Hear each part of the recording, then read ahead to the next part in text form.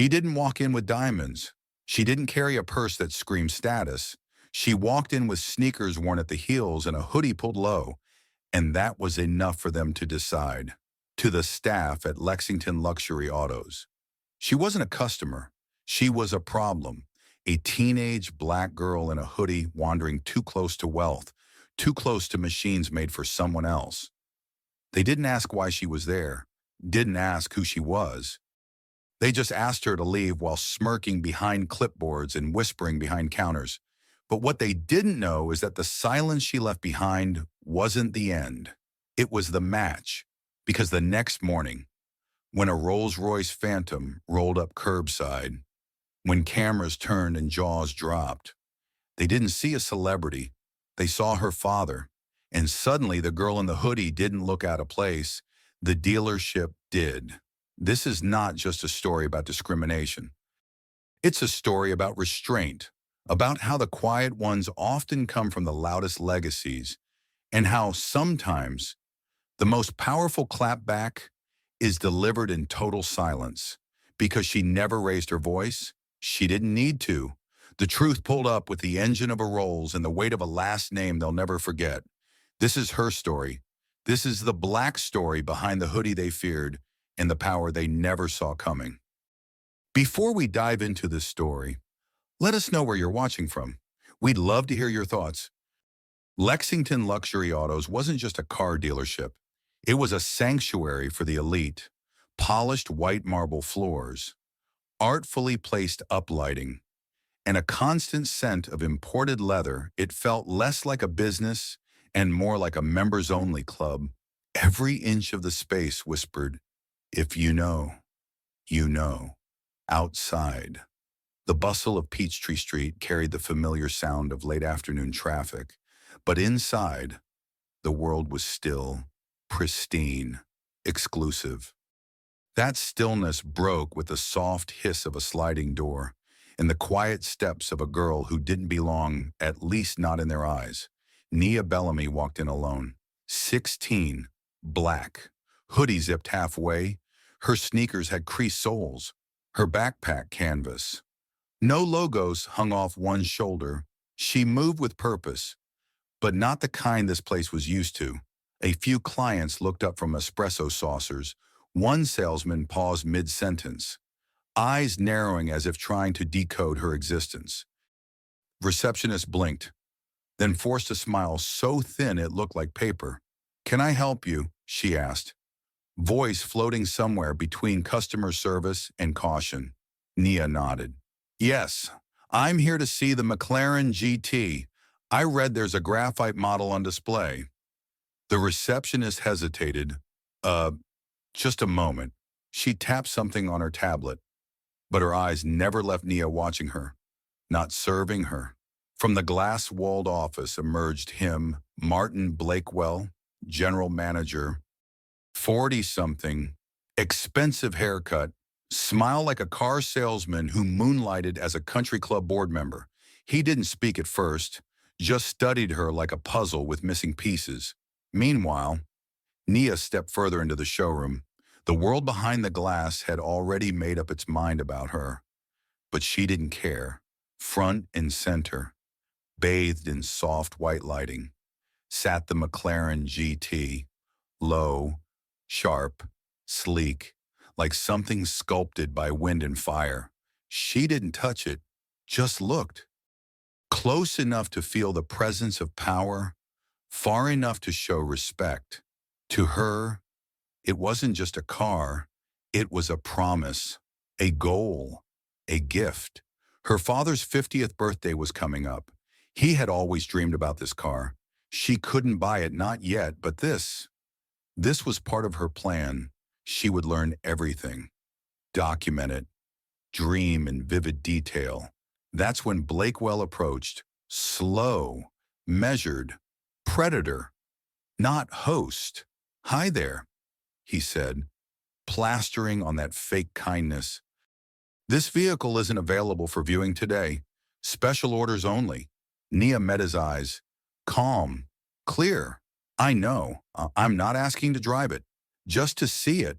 I've been following its release since Geneva. I'm actually really interested in the weight shift with the new carbon chassis. Blakewell blinked once, twice. The words caught him off guard. But his assumptions were already loaded. He scanned her hoodie, her shoes, her skin. Too young, too black, too average. He forced a chuckle. Well, that's impressive. But just so you're aware, our clientele are generally serious buyers. This car's base model starts around $210,000. Options take it much higher. Nia heard him, all of him, not just the words, the tone, the doubt, the judgment. She nodded once, understood. Behind him, a young associate chuckled softly. The receptionist pretended to shuffle papers. No one offered help. No one asked questions. It was already decided. She could have fought it. Could have pulled out her phone, shown her bank app. Could have said, my dad can buy and sell this place before breakfast. But she didn't, because Nia Bellamy knew silence had a weight words never could carry. What she didn't say said everything. She stood for another moment, eyes on the McLaren, then whispered, thanks for your time. She turned slowly, her steps quiet but steady. No drama, no protest, only silence, the kind that stings more than shouting ever could. As she walked out, she passed the same customers who wouldn't meet her gaze, past the same polished glass that reflected her hoodie like a warning, past the door she entered through like a stranger. The doors whispered open, then closed behind her, and just like that, she was gone. To them, she was just a teenage girl in a hoodie, another kid who didn't belong. But what they never stopped to ask, what they never thought to imagine, was who she was, and who she was going home to. The breeze outside hit a little colder when you walked out of a place that didn't want you. Nia Bellamy didn't cry, didn't tremble. She just kept walking. She made her way down the sidewalk, past glossy storefronts and coffee shops with Wi-Fi passwords on handwritten chalkboards. No one paid her any mind, just a black girl in a hoodie with a too big backpack and shoes that didn't shine. But under that hoodie, there was calculation. Nia had mapped out this day for weeks. Her dad's 50th was only 6 months away. She'd researched every dealership in a 100-mile radius, tracked inventory drops, and even joined a McLaren subreddit. She wasn't just browsing, she was planning, back at home. Their apartment in East Atlanta was small but warm, clean, lived in. On the fridge hung a photo of her and her dad from her 8th grade mathlete competition, her with a first-place ribbon, him with a look that said, I already knew. That evening, while her dad worked late at his company's downtown office, Nia sat at the kitchen table with her laptop open and her jaw locked tight. She refreshed the dealership's website. The car was still listed 2024 McLaren GT, graphite gray, showroom model. Still there, still beautiful, still not hers. Then she opened her notes app, titled The Plan, Operation Dad Gift, to $2. $1,000 saved from tutoring and freelance editing, applied for 3 more scholarships. Waiting on FAFSA refund. Next step, call the dealership manager and ask for a tour with dad on the line. She stared at the last item. Not yet, not today. She wasn't ready to tell her dad what happened. He would go back there. He would burn that place to the ground with his words alone. And she didn't want fire. She wanted the win. At school the next day, things were normal, or so it looked. Nia sat in the back of homeroom. Hoodie still on, AirPods in, but nothing playing. She didn't need sound. The silence said enough. Her best friend, Lena, leaned over and whispered, You okay? Nia nodded. Yeah.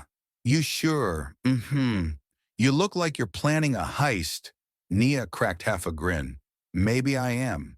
In truth, she was just not the kind with masks and getaway cars. This was personal. Second period. The guidance counselor popped into her class and pulled her out. Nia, just a quick chat. Ms., Wallace said, smiling too hard. They sat down in the office. So, I heard about what happened at Lexington. Nia stiffened.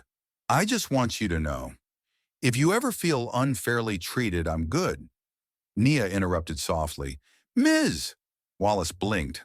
I mean, you don't have to be. What they did was, I know what they did, Nia said, locking eyes with her. And they'll know who I am soon enough. Later that afternoon, as she waited at the bus stop, her phone buzzed, a number she didn't recognize. She hesitated, then picked up. Hello, this is Martin Blakewell from Lexington Luxury Autos. Is this Miss Bellamy? Nia's breath caught. She didn't answer right away. We, um, we received some feedback about your visit yesterday. I wanted to apologize if you felt unwelcome. That wasn't our intention. She said nothing. Just let him talk. I understand you had some interest in the McLaren GT. I'd be happy to schedule a formal tour with you. With a parent or guardian? Of course. Of course. She could almost hear the sweat in his voice. Thanks, she said finally. But we're good. And hung up. That night, her father, Elijah Bellamy, came home later than usual. He walked in, briefcase in one hand, jacket over his shoulder. Nia was at the table. Same spot. Laptop closed this time. You okay? Peanut, he asked. She nodded. Yeah, just tired. He studied her for a second, then walked over and kissed the top of her head. You ever need to talk? I'm here. Always. I know. She almost told him. Almost. Instead, she got up, walked to the fridge, pulled out the photo of them at that old math competition, and slid it into her hoodie pocket. She looked back at him tall, proud, with shoulders that never bent under pressure. She smiled to herself. They had no idea who they dismissed yesterday, but they were going to find out soon, because the girl they pushed out of that showroom, she didn't give up. She got ready. Saturday mornings at the Bellamy household were sacred. No alarms. No rushing, just quiet jazz from the kitchen speaker and the rich smell of cinnamon toast. Nia loved those mornings when her dad cooked breakfast, still in his undershirt and socks, humming old Luther Vandross songs without hitting a single right note. But this Saturday, she didn't sit at the table. She was still in her room, hoodie on, door halfway closed, staring at her laptop like it owed her answers. Her fingers hovered above the trackpad, unsure if she was ready to do what she knew needed doing. Downstairs, her father called up, "Peanut toast burning." She yelled back, "Coming," but she didn't move. Instead, she opened her email draft and reread what she'd typed. Dear Mr. Blakewell, thank you for your call earlier this week. While I appreciate the gesture, I believe my presence in your showroom made it clear that I'm more than just a teenager browsing. My father will be visiting your dealership next week. I suggest your team treat him with the respect he deserves, regardless of how he's dressed. She hovered over the send button, paused, then deleted it all. They didn't deserve a warning. She closed her laptop, slid on her shoes, and walked downstairs. Her dad looked up from the kitchen counter. Thought I lost you. He smiled. You never will? She said, grabbing a slice of burnt toast and biting into it. He chuckled. That bad? She chewed slowly. It's perfect. He raised an eyebrow, then returned to the stove. Got a work thing later. Real quick run. You need anything while I'm out? She thought for a second, then said, Yeah, can I come? He paused, spatula in hand. Come where it's just a meeting. I know. I just want to tag along. He studied her for a moment, then nodded. An hour later, they were pulling out of the parking lot in a vehicle that turned heads without trying. A 2023 Rolls-Royce Phantom, deep obsidian with cream leather interior and zero logos on the front. Elijah Bellamy didn't believe in showing off, but the car made its own statements. He'd had it for a year, drove it only on Saturdays, said it helped him think.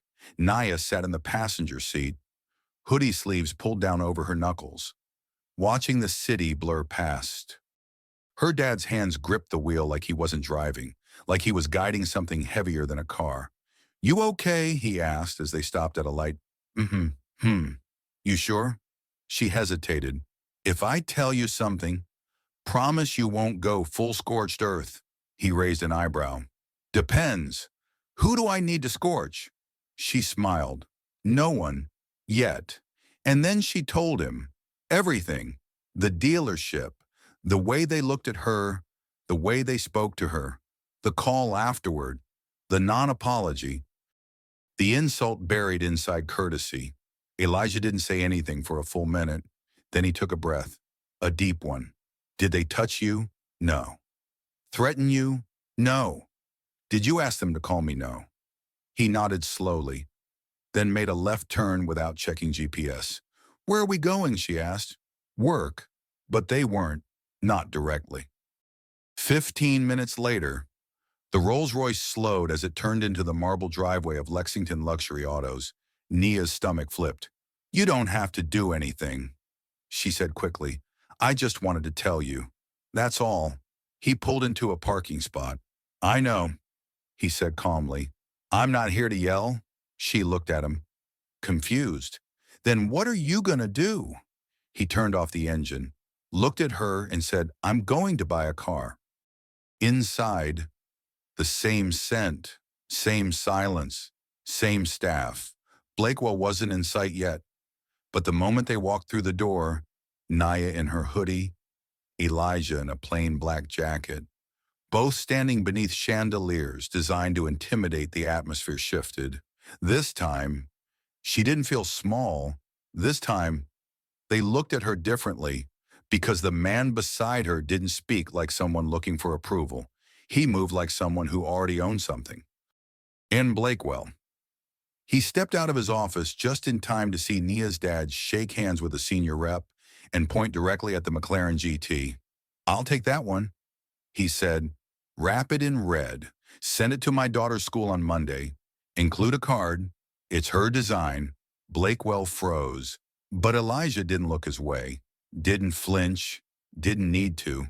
Nia smiled. Just once.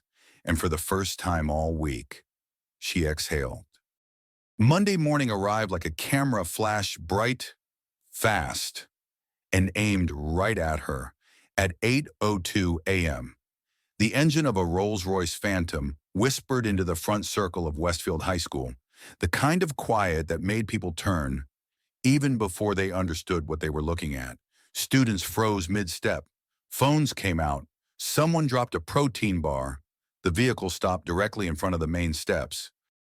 The driver's door opened first. A tall, clean-cut man in a charcoal black suit stepped out. No fanfare, no introductions. Then the back door opened, and out stepped Nia Bellamy. Same hoodie, same backpack, same shoes. But today, everything felt different. She didn't look around, didn't explain. She just nodded to her dad as he handed her a small, white envelope and murmured, "Make sure they read it out loud." Then he got back into the car, shut the door, and drove off, just like that. Inside the office, Principal Harwood was halfway through her morning coffee when Nia slid the envelope onto her desk. "What's this A delivery?" Nia said, "For the morning announcements?" Harwood raised an eyebrow, then opened it. Her eyes flicked across the page. "Once, twice. You wrote this, yes. And your father?" He approved it. The principal hesitated. "You sure you want this read to the entire school?" Nia nodded once. Word for word. Harwood took a deep breath. "All right then." At 8:30, the intercom crackled to life. "Good morning. Westfield, please stand for the pledge." The usual drone of announcements followed: lunch menus, soccer tryouts, a reminder about hall passes. Then came the pause. "One more note before we close today's announcements. This message is from Nia Bellamy, class of 26. The whole school went silent. It was rare for a student to be mentioned by name, especially someone like Nia, the quiet type. The voice of the assistant principal continued. To those who believe a hoodie means you don't belong, to those who look at skin before character, to those who underestimate girls with dreams too big for their zip code today, I invite you to watch closely. A vehicle you thought I couldn't afford has arrived. A lesson you thought I wouldn't teach has begun, not through anger, not through revenge, but through proof. Proof that silence is not weakness, it's precision. Sincerely, the girl you tried to shrink. The announcement ended, then silence again. But this time, it wasn't emptiness, it was awe. By third period, the whispers had started. She really pulled up in a Rolls. I heard she designed the whole McLaren herself. Wait, did you see the message she wrote that that was fire, in AP English? Even Mr. Daniels, a teacher known for his no-nonsense rule about personal talk during class, paused to say, whoever wrote that morning piece, you've got a future in writing and in power. Nia didn't say a word. She didn't have to. The room already knew. But not everyone clapped. 2 rows behind her, Ava Shelton crossed her arms and rolled her eyes. Blonde, rich, and unbothered. Ava had run Westfield's social hierarchy since freshman year. She wore confidence like it was passed down from generations of legacy college donors. Her father ran a string of car dealerships across the state. Her mother hosted charity galas with titles like Cars and Champagne. And now everyone was talking about Nia Bellamy, the scholarship kid in a hoodie. That didn't sit right.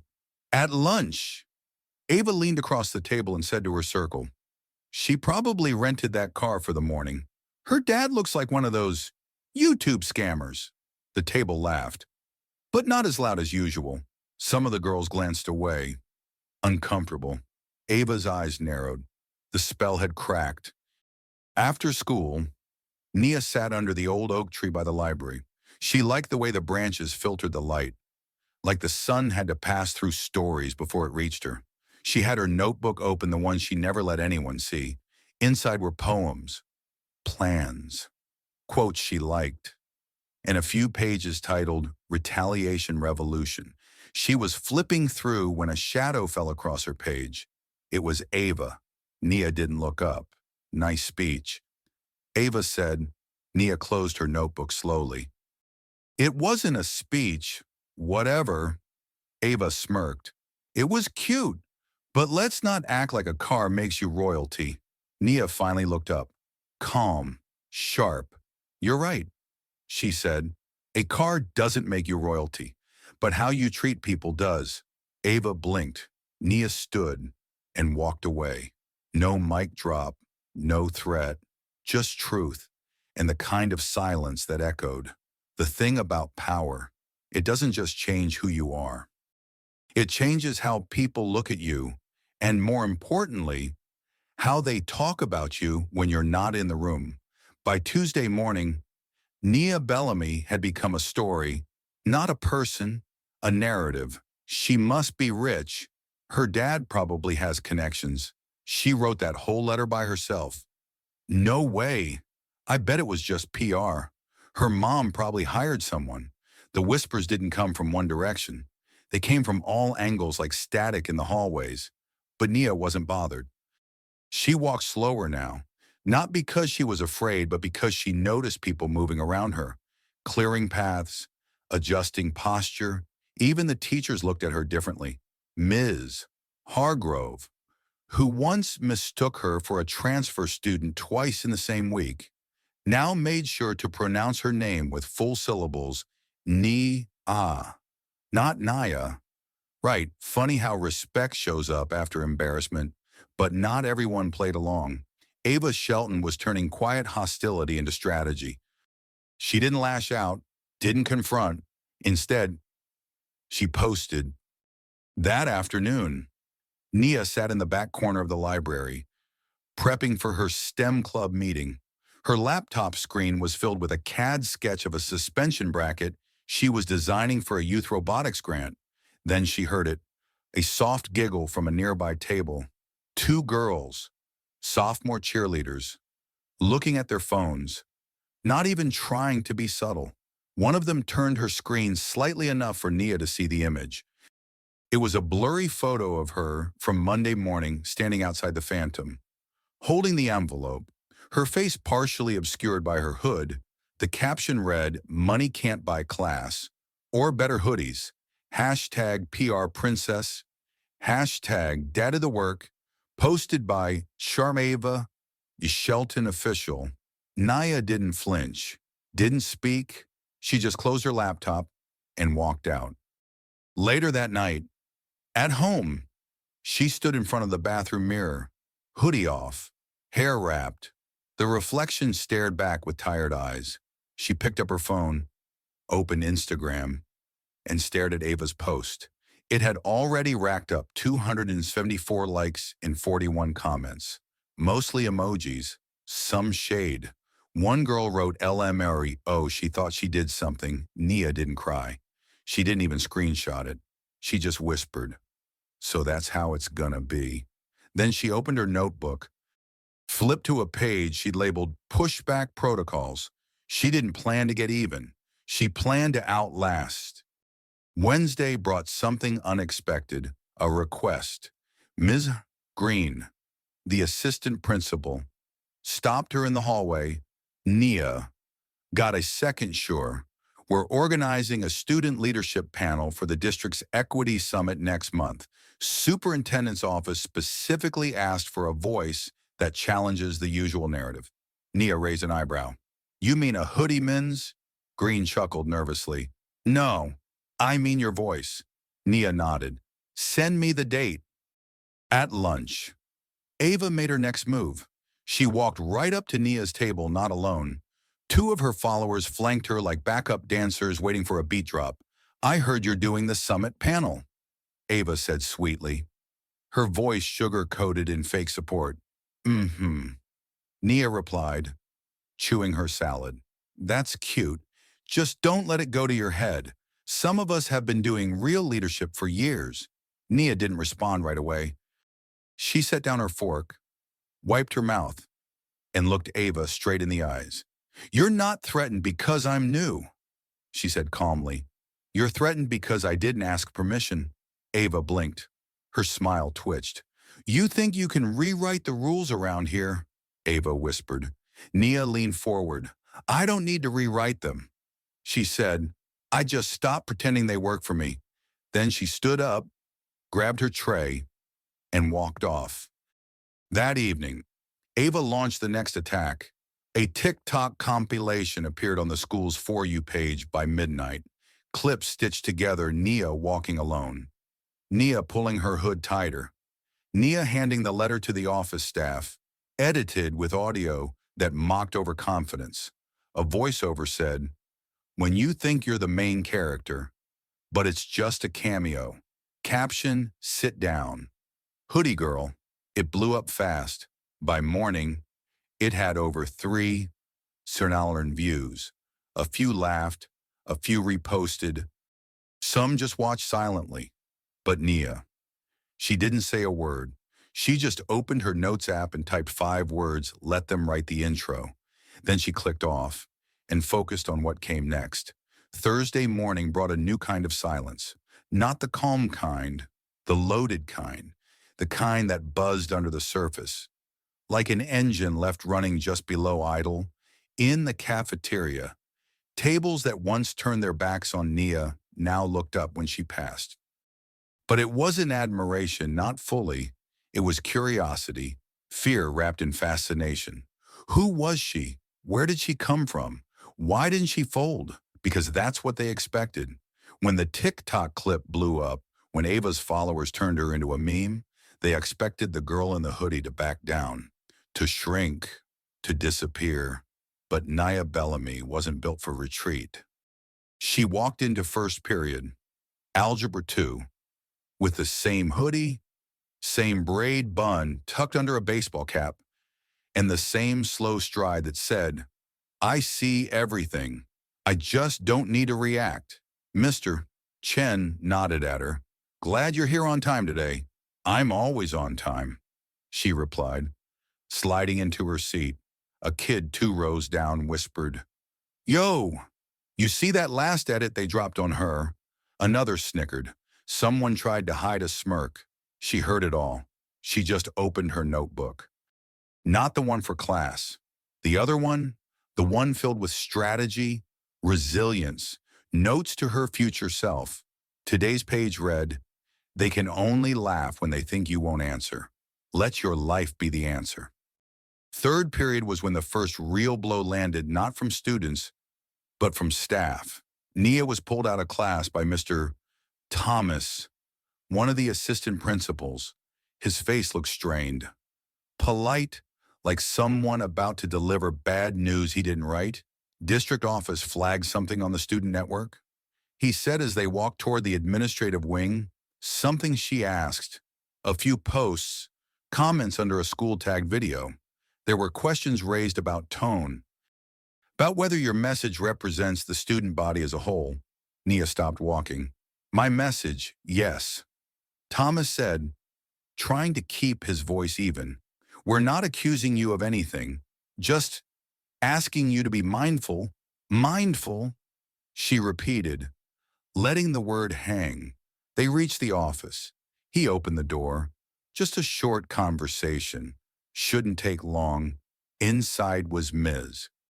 Dalton, the school's communications liaison, and a woman Nia didn't recognize, tall, white blazer, clipboard balanced on her knee. She looked up and introduced herself without smiling. "District Public Relations, just here to get ahead of things."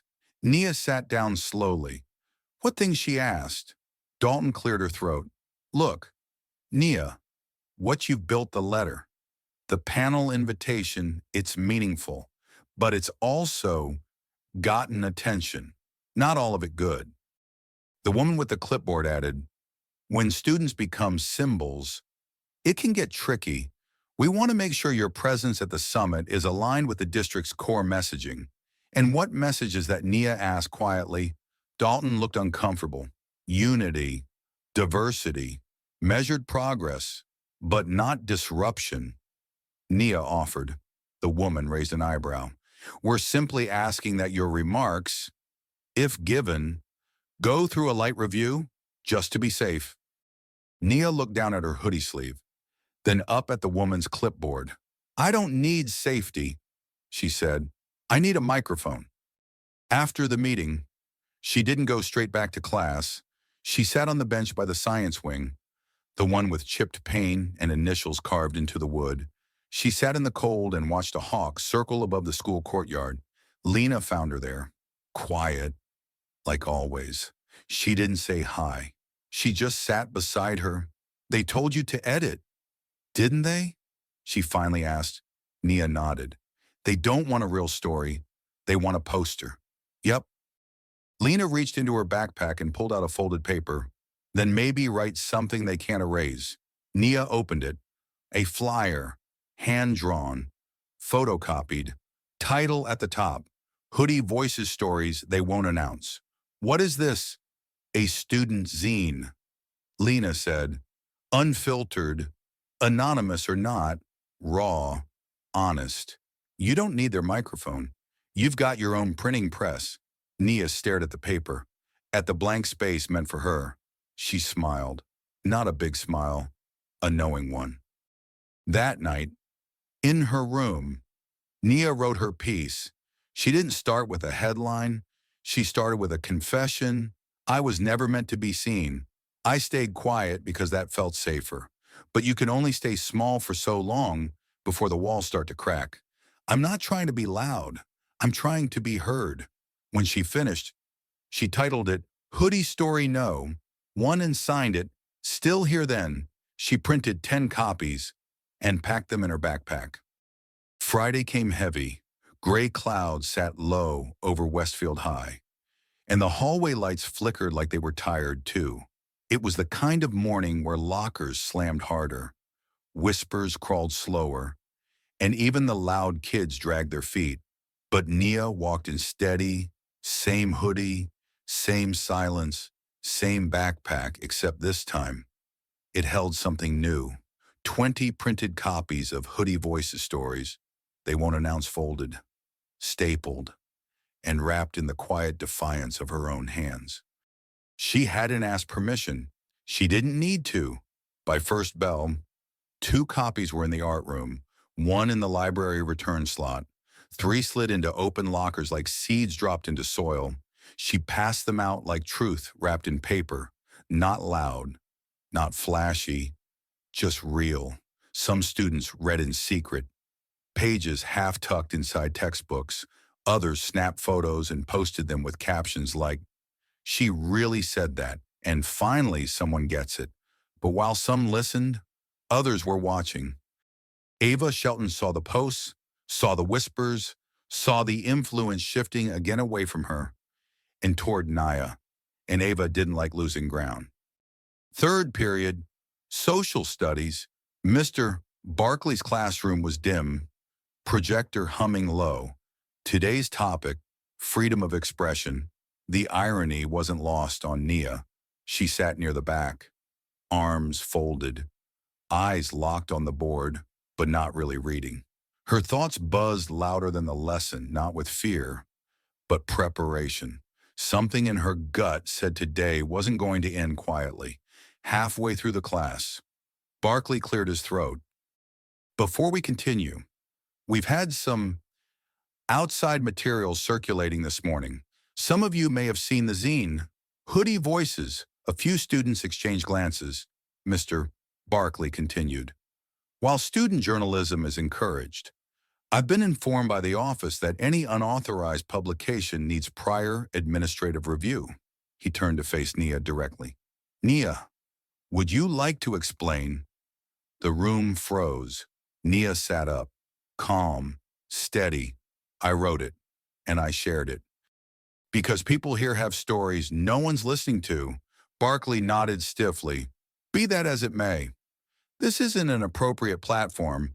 Then a voice cut in from the other side of the room. "Ava, is it true you called the district racist?" Nia turned her head slowly.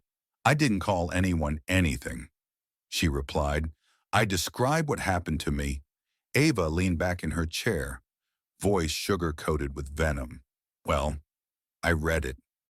And it sure sounded like you think being called out has to do with your hoodie or your skin, not your attitude." Barkley raised his hand. Ladies, Nia ignored him. "My hoodie isn't the problem," she said. "How people respond to it is." Someone in the back whispered. "Say that," Ava smirked. "You keep acting like this school owes you something. Like just because your dad has money now. You're suddenly the voice of struggle." Nia stood up, not yelling, not shaking, just rising like truth does when it's done waiting. "I don't want to be the voice," she said. "I want them to hear all of us. You think this is about money? My dad didn't buy me a platform. I built one because nobody gave me space, so I made space." The class was silent. Even Barkley didn't move.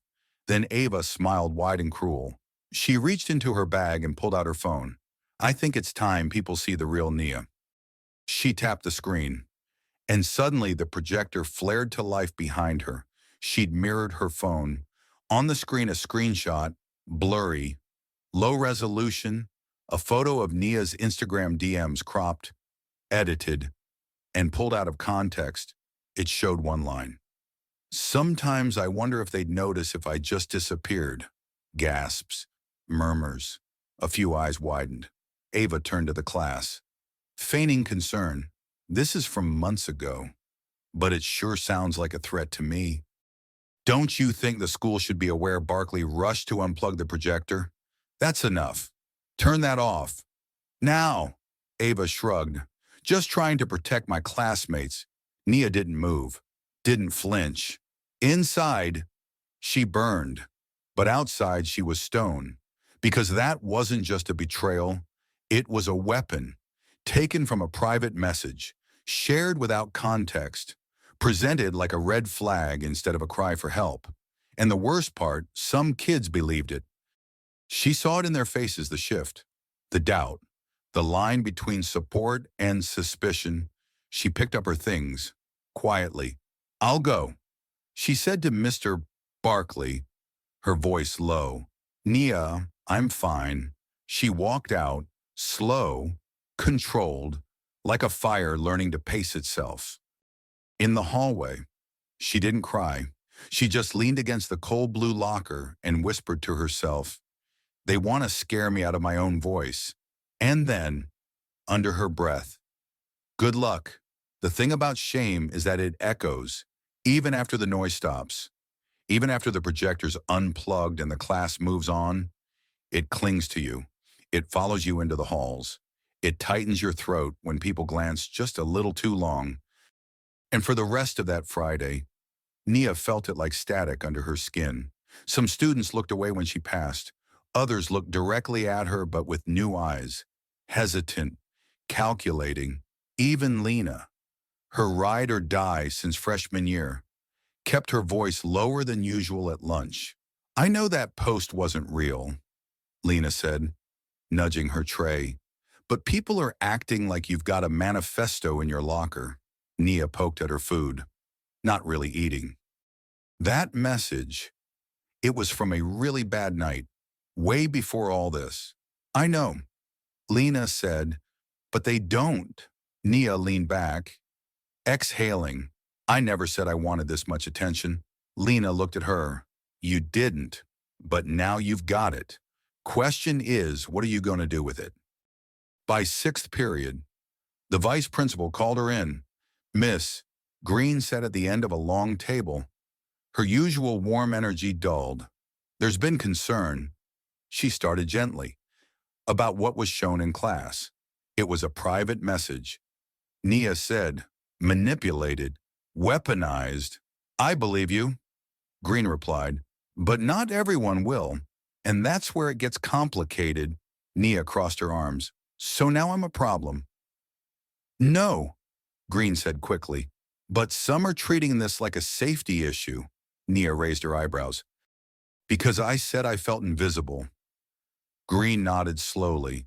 Some parents are worried. There's talk of having you step back from the summit panel. Nia froze. You mean step down? Green didn't answer. Nia looked her in the eye. So let me get this straight. I get mocked, shamed, exposed without consent, and your solution is to silence me. Green looked pained. It's not silencing. Nia, it's de-escalating. Nia stood. You know what escalates things. Letting lies go unchallenged. Green sighed. Just take the weekend. Think things through. We'll revisit Monday. But Nia didn't need time. She already knew. At home. She didn't go straight to her room. She went to the garage. The Bellamy garage wasn't filled with tools or gym equipment. It was filled with files, blueprints, and a long workbench where her dad sometimes spent weekends tinkering with old satellite hardware out of habit. Not necessity. He was in there, seated on a stool, soldering something small and complex. He looked up. Hey, Peanut, can I ask you something? She said. Of course. What do you do when people twist your words, when they turn the truth into a threat? He set the tool down, wiped his hands. You get real clear about who you are, he said, and you make sure your next move leaves no room for confusion. Nia nodded slowly. Can I show you something? He smiled. Always. They sat at the dining room table, laptop open. Nia pulled up the zine again, not the original, but a second version. This one had a new page, a response, not defensive, not angry, just honest. It read, you turned my hoodie into a headline. You turned my silence into suspicion. So now I'll turn this fear into fuel. You don't get to decide what's dangerous anymore. I do. She looked at her dad. Too much. He shook his head. Just enough. By Sunday night, the second edition of Hoodie Voices was ready. 20 new copies, red stamped cover. Title, they called it a threat. This time, she didn't just place them in lockers. She emailed the PDF to every teacher on staff, posted it to the school's student-run forum, slipped a copy into the faculty lounge between staff newsletters, Even dropped one in the anonymous tip box outside the counselor's office, just in case someone accidentally tried to remove it. She signed it still here, still writing, still watching. Monday would come with its own storm. She knew that. But for now, she sat on her bed, hoodie sleeves rolled to her elbows, a pencil tucked behind one ear, and pages of new submissions scattered across the floor. Stories other students had started to send her, anonymous poems, notes, rants, pages full of things they were never brave enough to say in class. Nia read each one. Some made her cry. Some made her burn. All of them made her certain they didn't need her to be loud. They needed her to last, and that she could do. Monday morning rolled in colder than expected. Not the weather, the looks. Westfield High had always buzzed with hallway noise, locker clatter, and half-wrapped breakfasts, burritos passed between friends. But today, everything was a little tighter, a little meaner. The second edition of Hoodie Voices had made its rounds, and not everyone was clapping. By the time Nia reached her locker, 2 flyers had already been ripped down from the bulletin board. A handwritten sign near the media center that had said "Truth Matters" was scribbled over in red marker, "Not when it's yours." Nia, she stared at the words, didn't touch them, didn't react, just unzipped her backpack and slid another clean flyer into place. Lena met her in the stairwell. "You see what they wrote? I saw. You want me to talk to Green? Or maybe get Miles to post a rebuttal?" Nia shook her head. "Let it sit. They want me to overreact. I'm not giving them that." Lena nodded. "Then what?" Now Nia's voice was low. "Steady. Now I wait." Third period arrived like a test no one studied for. Social studies, same classroom, same teacher, same girl in the same hoodie. Mr. Barkley looked up from his notes, cleared his throat, and said, "Before we get started today, we need to address some of the conversations happening around campus." The room stiffened. He continued, "Free expression is a right, but so is respect. And if students feel targeted or unsafe, the administration has to respond." A hand shot up. Ava Shelton. "Does that mean people can publish things about our school without our input?" Without fact-checking, Nia didn't move, didn't blink. She knew where this was going. Barkley hesitated. "Student publications are protected to a point." Ava cut in. "To a point. So accusing people of racism or gatekeeping, that's fine. Turning our school into some sort of battlefield." Someone near the window muttered, "Here we go." Another voice chimed in. "No one named you." "Ava, but she meant me." Ava snapped, spinning in her seat. She meant all of us who work hard, who follow the rules, and don't need to turn everything into a revolution. Mr. Barkley raised both hands. "All right, that's enough." Then he turned to Nia. "Would you like to respond?" Nia looked at him, calm and tired all at once. "No." Ava scoffed. "Of course not." And that's when Nia stood up. "But I'll speak." The room went still. "I didn't name anyone." She began, "Because it's not about names. It's about patterns." She held up a copy of the zine. "When people who look like me are treated like threats just for speaking, when silence is safer than participation, that's not just personal, that's systemic." Ava rolled her eyes. "This again." Nia didn't stop. "You keep saying I'm making this about me. But what about the kids who told me their stories, who wrote about crying in bathroom stalls, or being laughed at for their accents, or being told to change their hair or their names just to fit in?" She held up another sheet of students' anonymous letter, printed in the latest issue. "They don't want to be famous. They just want to breathe." The room was silent. Even Barkley sat back in his chair. Then Ava said, "Well, maybe they should try harder instead of complaining." And that's when it broke. Not Nia. The room. A student in the back, Jameer, quiet kid, always sketching in his notebook, spoke up. My little brother got suspended for bringing a hoodie to gym class. You wore one last week. No one said a word. A girl near the front added, when I wore my hijab in 7th grade, someone asked if it was a gang thing. The teacher laughed. Then another voice. My parents told me not to speak Spanish at lunch. Said it would make teachers think I was disrespectful. One by one. Stories unfolded, not planned, not forced, just finally free. Ava's eyes darted around. She'd lost the room, and she knew it. Nia sat back down. Slowly. She didn't smile, didn't gloat, just opened her notebook and wrote, the truth doesn't need applause. It just needs space. After class, Mr. Barkley approached her. You okay? Nia nodded, better than I was. He hesitated. What you're doing, it's not easy, but it matters. She looked at him. Then don't let them bury it. He nodded. I won't. In the hallway, someone had scribbled again over the bulletin board. This time, it said, still watching. Lena came up behind her and handed her a new flyer printed fresh. The title, Hoodie Voices Volume 3. Public Truth. Nia smiled.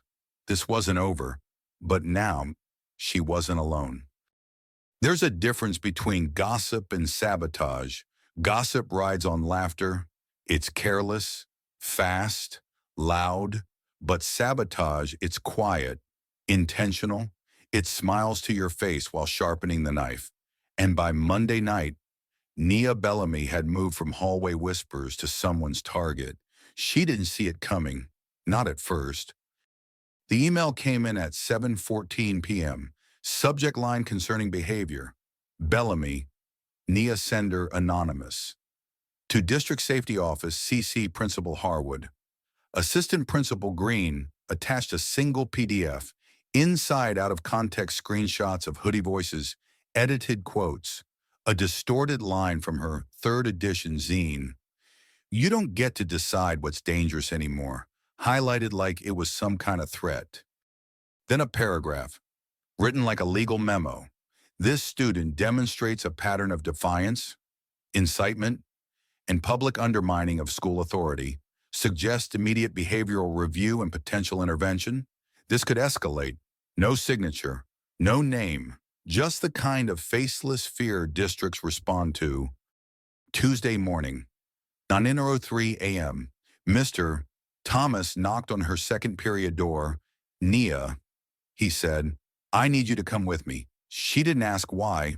She already knew. The walk down the hallway felt longer than usual. Students turned to stare.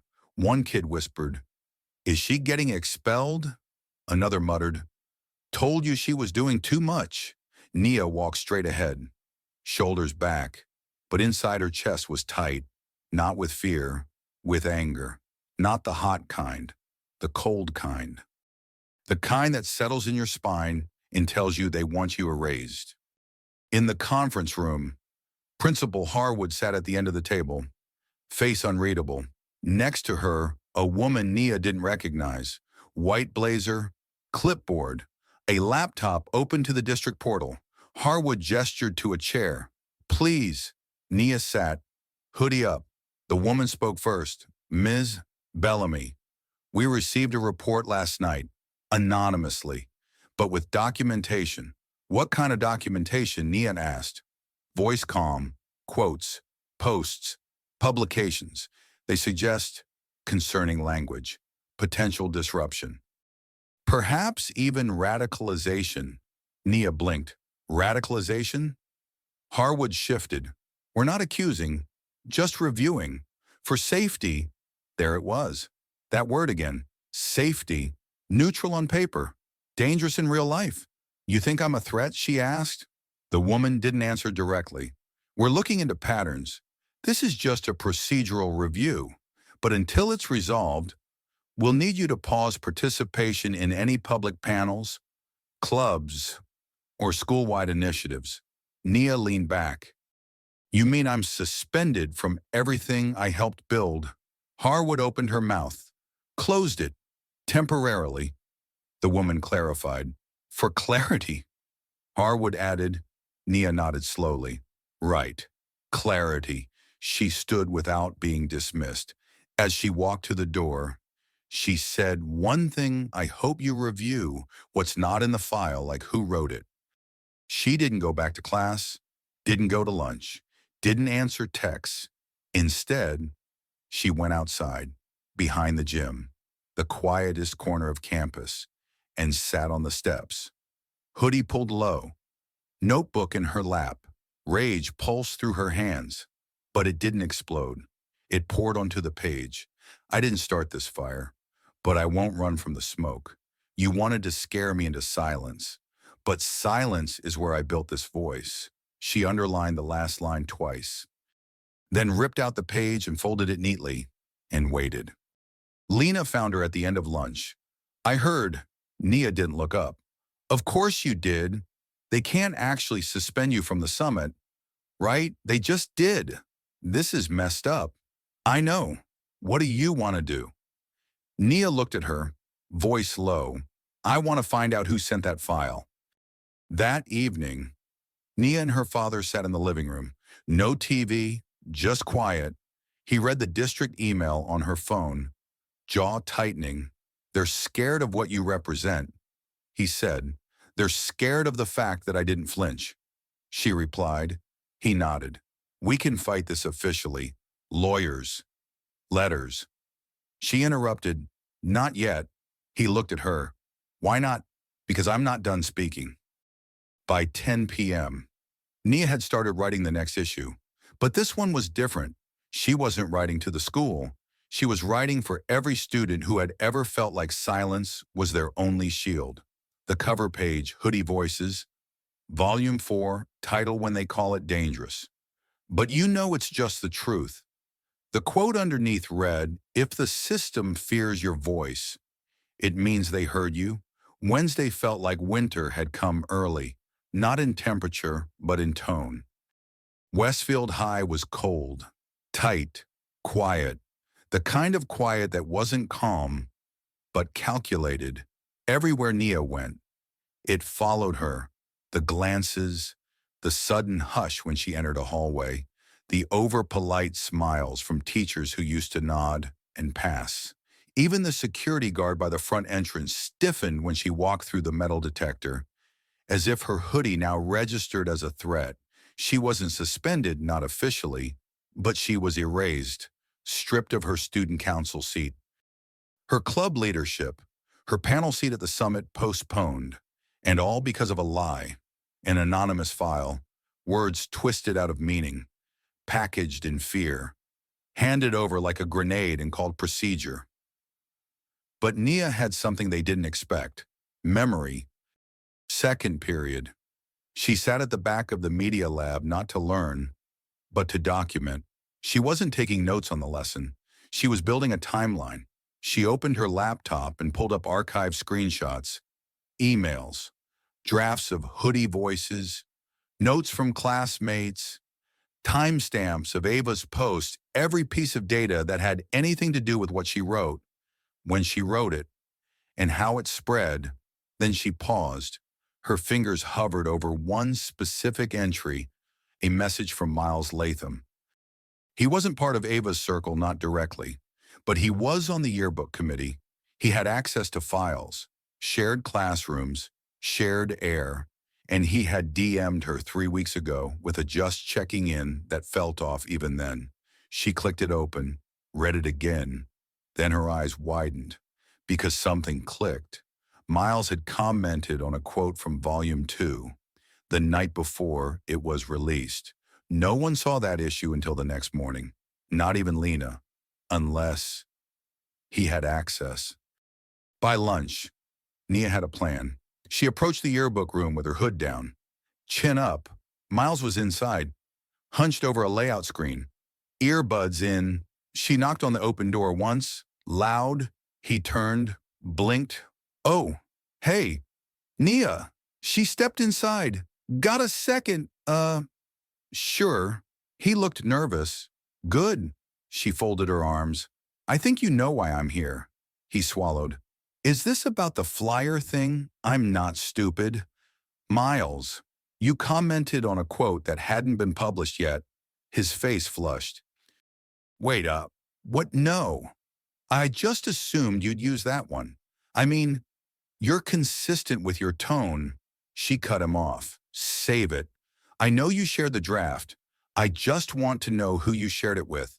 Miles looked around as if someone might come save him. I didn't mean for it to blow up like this, but it did. Nia said, so who did you send it to? He hesitated.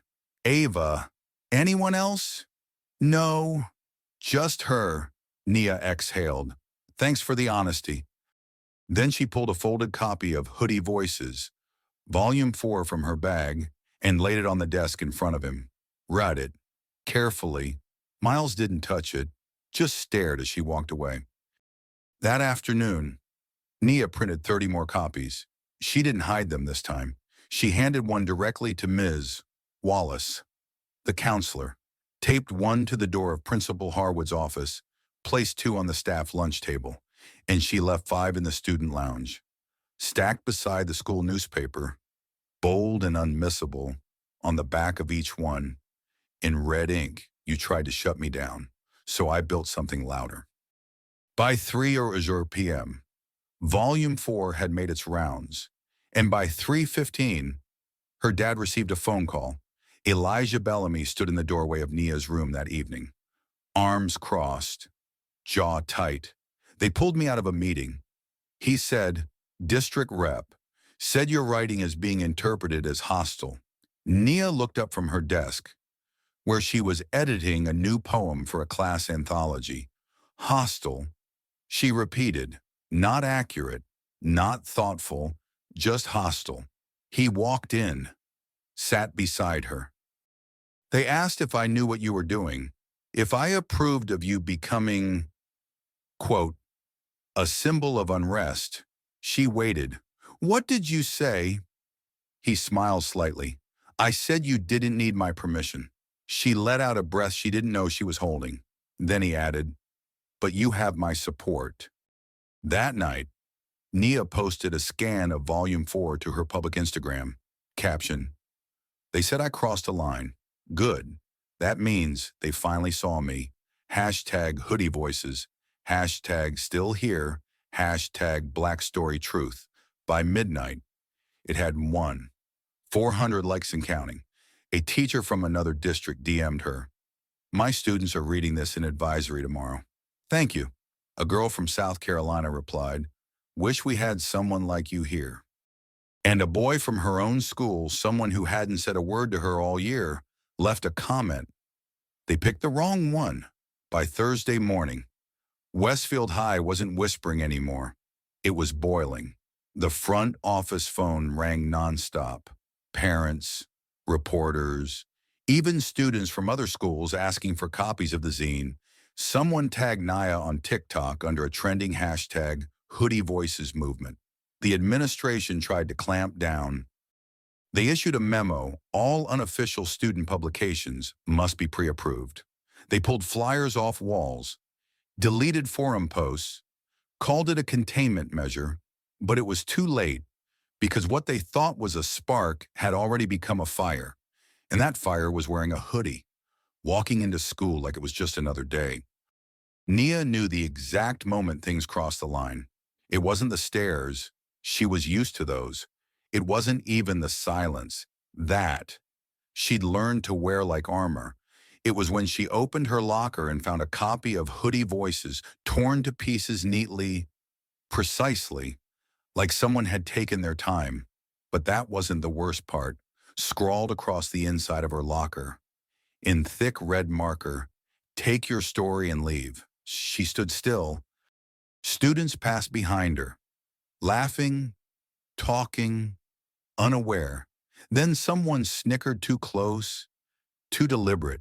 She turned just in time to catch Ava Shelton walking past with a smirk she didn't bother hiding. No words, no confrontation, just that smug little curve of a smile. And Nia knew. This wasn't just hate, it was envy dressed up as righteousness. She didn't cry, not in the hallway, not in the bathroom, not even when Lena found her between 4th and 5th period and said, You want to go home? I'll cover for you. Nia shook her head. I'm not going anywhere.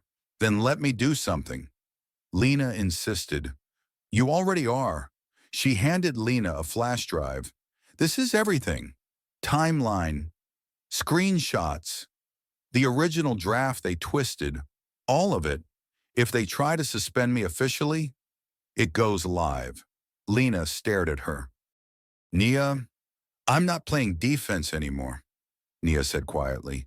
I'm done letting people think I'm the one who needs to be quiet. Fifth period came and went. So did sixth. And then the intercom crackled. Will Nia Bellamy please report to the main office? Inside, Principal Harwood stood by the window, arms crossed. Ms. Green was seated, palms flat on the desk. The district representative from earlier was back, same white blazer, same clipboard, now joined by a man in a dark suit. New face, new energy. Ms. Bellamy, the man said, we've reviewed the recent events, the disruption to school climate, the social media backlash, the complaints. He glanced at his clipboard. We're prepared to offer you an alternative learning arrangement. Virtual, independent, off campus. Nia's pulse kicked, but her voice stayed even. You're kicking me out. We're offering a solution. He corrected. She looked at Harwood. Do you agree with this? The principal didn't answer. Nia turned to Ms. Green. You said you believed in my story. I do, Green said. But sometimes standing down is how we protect what we've built. Nia stepped back, heart pounding.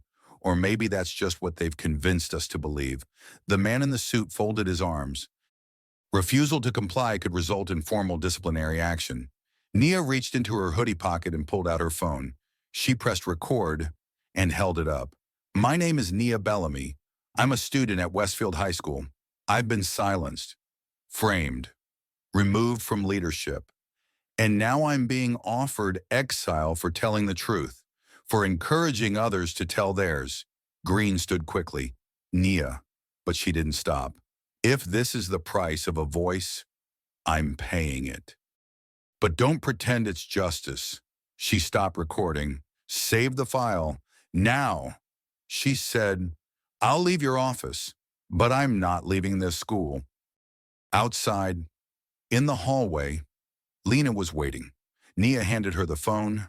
Upload it. No edits, no edits. By the time the bell rang, the video was online. By the time the day ended, it had 18 Sounders views. By nightfall, local media picked it up. Headline, teens suspended for speaking out. Westfield School under fire. And suddenly, everything changed. Friday morning, the superintendent arrived on campus. The school board called an emergency meeting. Teachers began speaking out carefully, at first, then openly. One posted on Facebook, I've taught for 18 years. Never seen a student hold this much grace under pressure. Proud to say I teach where Nia Bellamy walks the halls. Other students followed. Photos of hoodie voices stacked in lockers. A group of boys wore red hoodies in solidarity. Even Jameer, quiet and shy, started handing out stickers that read, We are not your threat.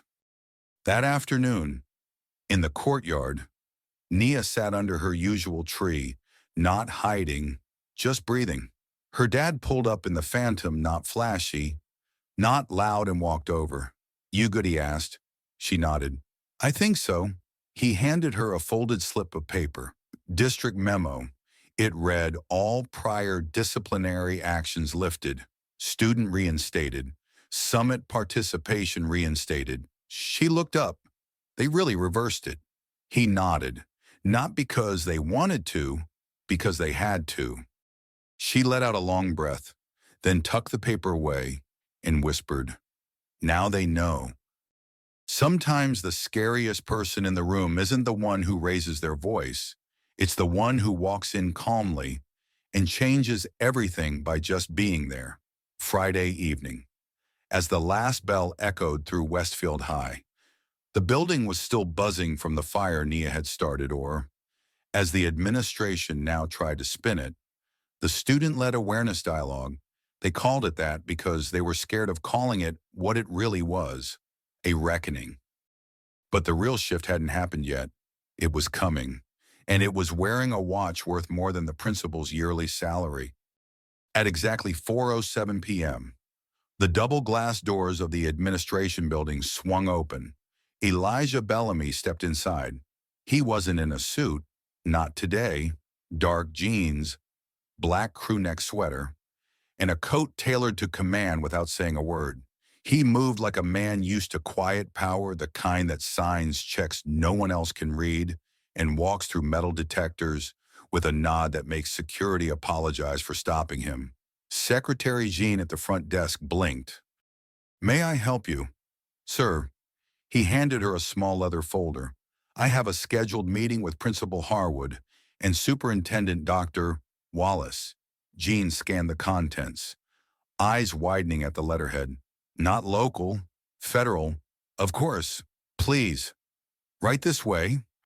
Upstairs, in the conference room, Harwood sat with two district liaisons and a lawyer from the superintendent's office.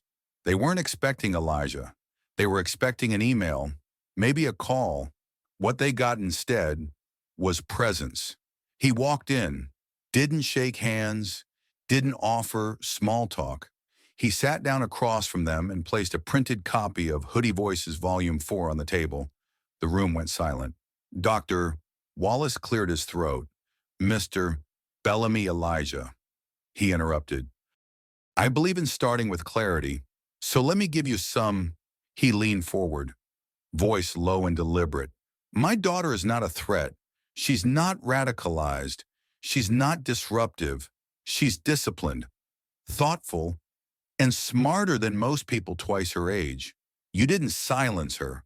You exposed yourselves." Harwood glanced at the lawyer, who began. "With all due respect," Elijah cut in again. "No. See? Respect was taken off the table when someone leaked her private writing, doctored her words, and circulated false claims to discredit her. That's not policy enforcement. That's character assassination." He slid a second folder across the table. "These are statements from students, timestamps from the school network, and a digital forensics report from my company. We traced the original file used against her. Would you like to guess which device it came from?" No one answered. "Elijah, Dr. Wallace tried. We're committed to a resolution here. You had your chance at resolution. You chose containment." He stood. "I'm not here to threaten a lawsuit. That would be too easy." The room froze. "I'm here to let you know that from this moment forward, you'll handle my daughter with the same level of care and caution you would a public official, because whether you realize it or not, she's already earned that kind of presence." He walked to the door, paused. "Dismiss her one more time in action or in word, and next time, I won't be alone." Then he left. No raised voice, no slamming fists, just silence, and the kind of exit that makes people rethink every decision they've ever made. That night, Nia sat at the kitchen table, scribbling new lines in her journal. Her dad poured 2 mugs of chamomile tea, sat across from her, and waited. After a moment, she said, "They looked scared. They were, because of you." "No." He smiled. "Because of you. I just reminded them who raised you." In the quiet that followed, she handed him a new page from her notebook. At the top, Hoodie Voices, Volume 5, title The Shadow Walks. He read the opening lines out loud. "My silence made you comfortable. My story made you nervous. But it's not the hoodie that threatens you. It's the girl who never took it off and never bowed her head." He looked up, eyes proud, voice steady. "You ready for what comes next?" he asked. She nodded. "Always." By Monday morning, the air at Westfield High felt still, not peaceful, heavy. Students walked the halls slower, teachers spoke softer. Even the announcements, usually filled with corny jokes and birthday shout-outs, came through the speakers with an edge of caution. Everyone knew something had shifted. They just didn't know how much. Not yet. At 9:12 a.m., an email went out to the entire school body. Subject line statement from Superintendent Wallace III. Key points stood out. 1. The district had completed an internal review of the claims made against Nia Bellamy. 2. No misconduct or violation of policy had been found. 3. Students were encouraged to engage in discourse that fosters equity, truth, and leadership. It didn't name her, but everyone knew the system had blinked, and Nia had not. She had walked through the fire, and instead of burning, she had built something in the flames. During third period, Principal Harwood stepped into Mrs. Hargrove's English class and motioned for Nia. No summons, no tone, just a request. Nia rose quietly, hoodie up, journal under her arm, eyes forward. They stood in the hallway. Near the bulletin board where once her zine had been torn down, now it stood untouched a copy of Hoodie Voices, Volume 5, centered in clean plastic laminate, as if someone had decided it was safer protected than contested. Harwood spoke first. "We've reinstated your seat at the Equity Summit." Nia nodded. "That it," he hesitated. "The board also voted to invite your father as a keynote." She blinked. "My dad unanimous?" She raised a brow. "They scared or inspired?" Harwood chuckled softly. "Maybe both." Nia smiled. "Good." After school, Nia and Lena sat beneath their usual oak tree in the courtyard, notebooks open on their laps. "You ever think about what we're doing?" Lena asked. "Like, how big it's gotten?" "Sometimes," Nia answered, "but I think more about what would have happened if we hadn't." She passed over a folded paper. Lena unfolded it. "The girls you ignored until we became the story. It's for the summit," Nia said, "but I don't want to read it alone." Lena grinned. "You sure you know I get stage fright?" Nia tilted her head. "You stood by me through everything. You've already been louder than most people with mics." Lena held the paper tighter. "All right, let's go make 'em listen." That night, Nia sat across from her father at the kitchen island. He was slicing bell peppers for a stir-fry, moving like a man who found calm in rhythm. She placed her phone on the counter. "Play this." It was a recording her summit speech, raw and unfiltered. "They taught us that silence keeps the peace, but they never asked who that peace was protecting. Some of us learned to speak in spaces not meant for us. Some of us wrote our names in margins. Some of us wore hoodies not to hide, but to remind the world we were still here. This is not rebellion. This is return. We are not new. We are the future, catching up to the truth." Her father paused his cutting, then simply said, "You want me to follow that?" She smirked. "Good luck." He nodded. "You know, they called me to confirm, asked if I'd be civil." She raised an eyebrow, and he chuckled. "I said I'd be exact." Tuesday morning arrived with the hum of something bigger than a school day. The District Equity Summit opened its doors at 8:45 a.m. By 9:30, the auditorium was full. Students, educators, board members, press, cameras lined the walls, phones hovered above heads. Backstage, Nia stood in a red hoodie, not for fashion, for memory, for message. Beside her, Lena wore the same. "You nervous?" Nia asked. Lena exhaled. "No, just ready." They stepped onto the stage. The moderator introduced them. Applause followed. Nia opened her journal, Lena unfolded her page, and together they read, "We were never meant to be quiet. We were just told we'd be safer that way. But safety shouldn't come with silence. Our voices aren't a threat. They're a mirror." When they finished, there was no polite clapping. There was a standing ovation. And in the front row, Elijah Bellamy watched with a calm that came from knowing the shadow had woken, and his daughter was the light. The applause hadn't even died down before the room turned electric. Phones buzzed with notifications. Text threads lit up. Even the superintendent, seated near the stage, leaned over and whispered to a board member, "We just witnessed a shift." But Nia didn't bask in it. She didn't raise her hands or bow or pose for pictures. She simply stepped back from the mic, eyes scanning the crowd, not for applause, but for impact. And she saw it, saw students with heads held higher, saw teachers who had doubted now nodding slowly, saw Ava Shelton, arms crossed, jaw clenched, trying hard not to show what everyone could already tell, that the room didn't belong to her anymore. Elijah Bellamy stepped onto the stage next. He didn't speak right away, didn't thank the hosts or flatter the room. He just stared at the crowd until it quieted again. "My name is Elijah Bellamy," he said. "Some of you know me as Nia's father. Others know me as the man who drove up in the Rolls-Royce. That's fine. I don't need a better intro than that." A few chuckles broke the tension. He continued, voice even, low, commanding. "I built companies. I've sat in rooms with senators and CEOs. I've negotiated contracts in 6 countries. But none of that taught me more about power than watching what my daughter went through at this school." He paused, eyes sweeping the room. You saw a Hoodie and assumed threat. You heard her voice and assumed rebellion. But what you missed is that she wasn't fighting you. He pointed gently toward the crowd. She was inviting you. A beat.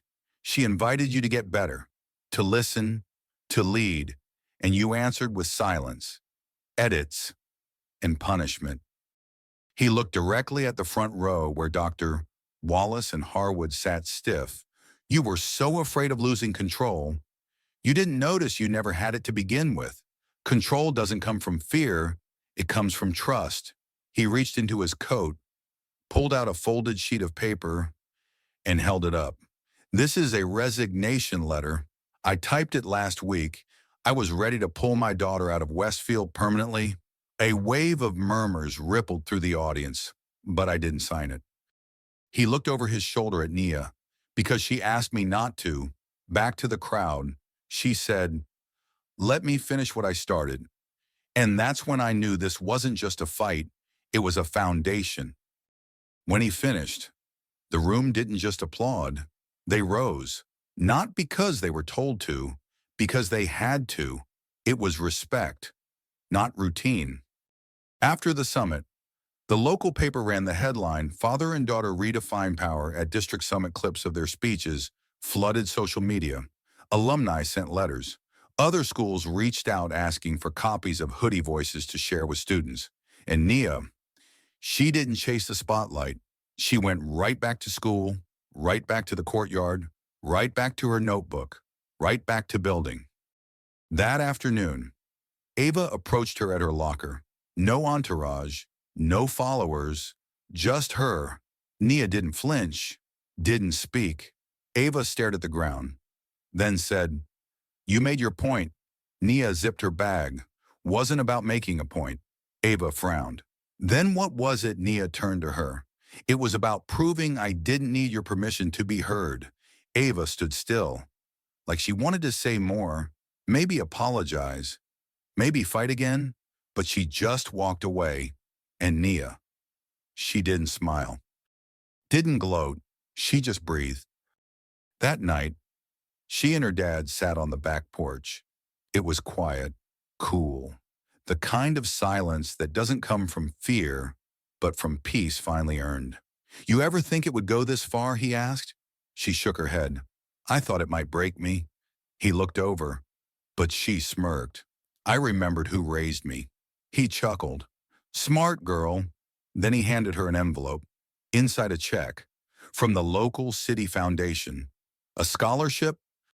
Not just for her, but for the start of a student-led publishing initiative at Westfield. Name at the top, the Bellamy Project. She blinked, holding back tears. He said, "They don't always hand you the mic. Sometimes you got to build your own stage."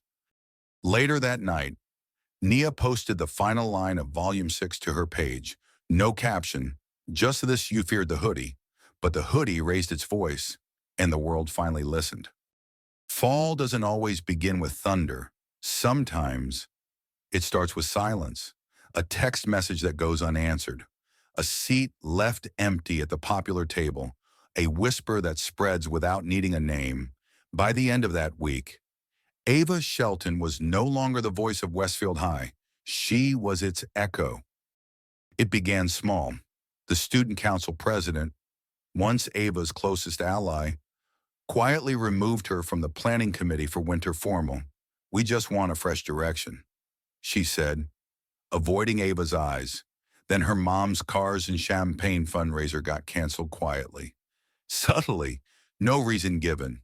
But word spread fast. A major donor pulled out after seeing Ava's face in a viral video labeled "Mean Girl Energy." The clip showed her rolling her eyes while Nia and Lena spoke at the summit. That's all it took. One frame. No voice, just attitude. The internet didn't forget, and neither did the student body. By Wednesday, Ava sat alone at lunch. She wasn't being bullied, just forgotten, erased. Even the girls who used to trail behind her like shadows now circled other tables, whispered different names, quoted Hoodie voices like it was gospel. She heard them. If silence protects the powerful, then truth protects the rest of us. The Hoodie isn't the story, it's the reminder. It wasn't just a movement anymore. It was culture. Nia noticed the shift, but she didn't feed it, didn't comment, didn't repost the memes, didn't dance on the ashes. Because this was never about revenge, it was about redefinition. And revenge that was messy, redefinition that was legacy. Still, not everyone believed the fall would last. Some thought Ava would snap back, start fresh, rebrand, and for a moment, it looked like she might.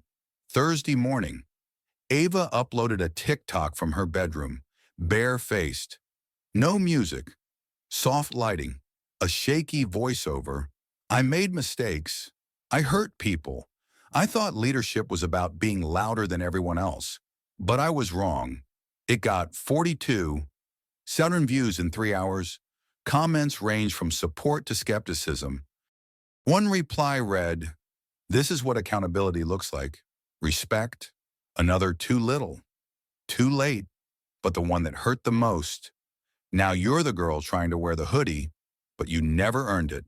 Ava deleted the video before the school day ended. Meanwhile, Nia focused forward. She sat in the media lab with Lena, Jameer, and 2 underclassmen from the poetry club planning the next phase of the Bellamy project.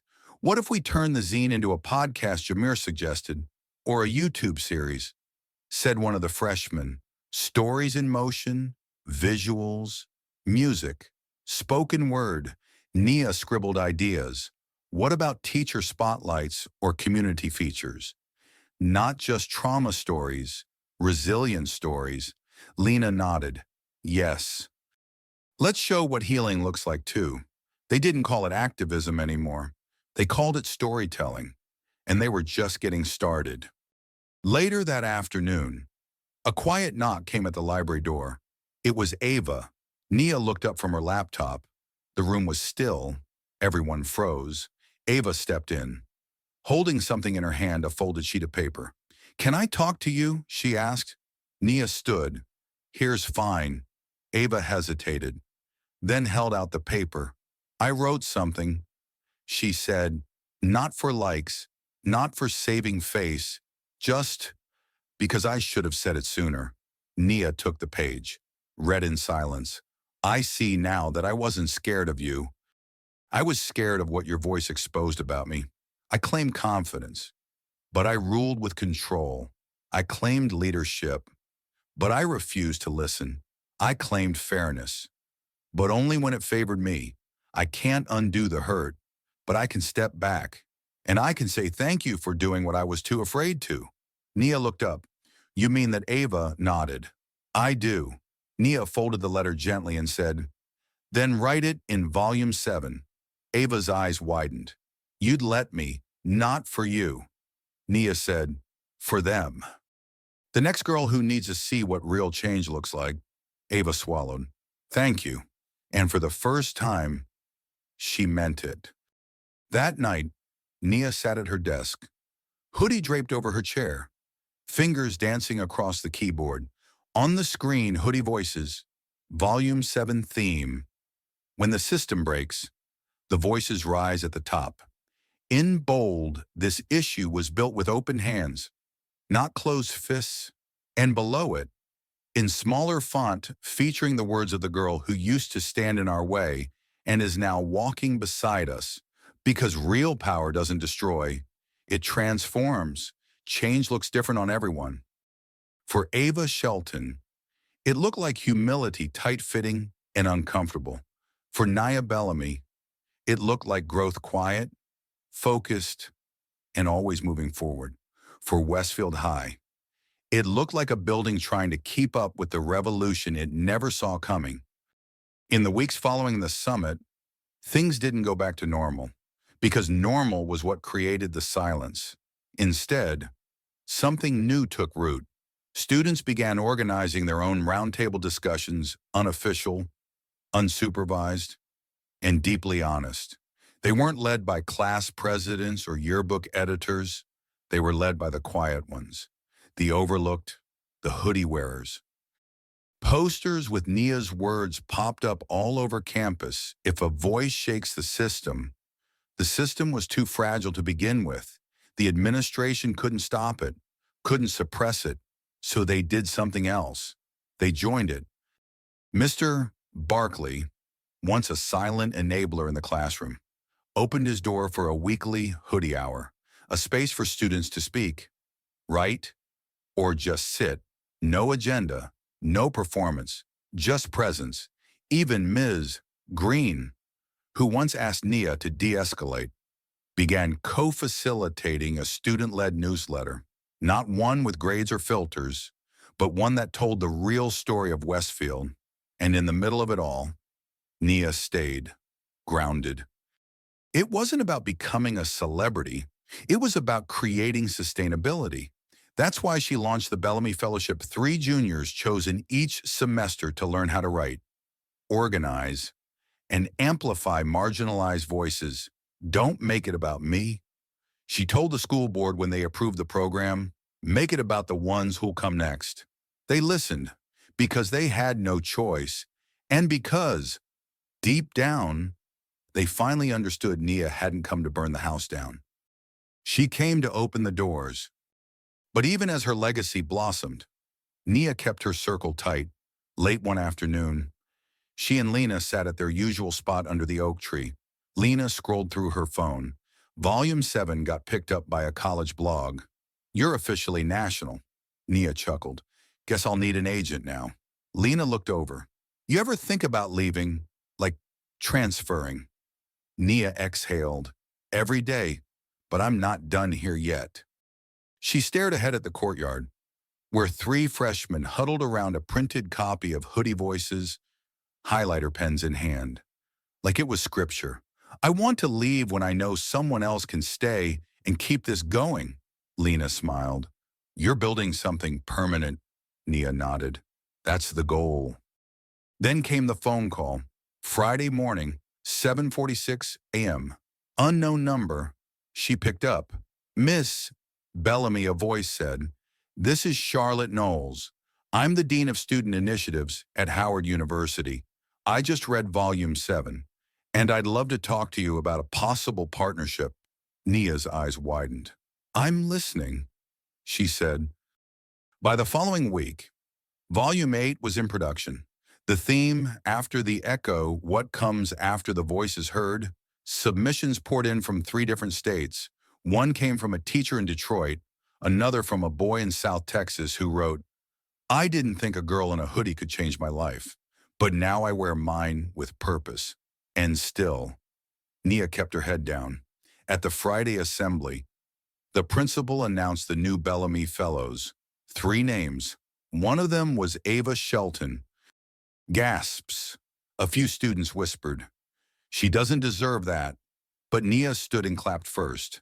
Not because Ava had earned forgiveness, but because change only matters when it's shared. Later that day, Ava approached her near the lockers. Why'd you vouch for me, she asked. Nia shrugged. Because you kept showing up. You didn't fake it. I didn't expect you to accept me.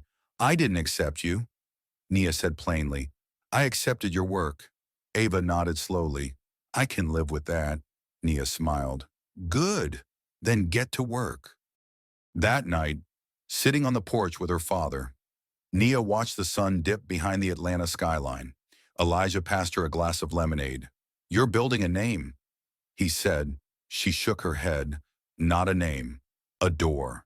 He raised his glass. To the door? She raised hers back. To the ones who'll walk through it next. On her phone screen that night, Nia drafted a message, a caption for Volume 8's digital launch.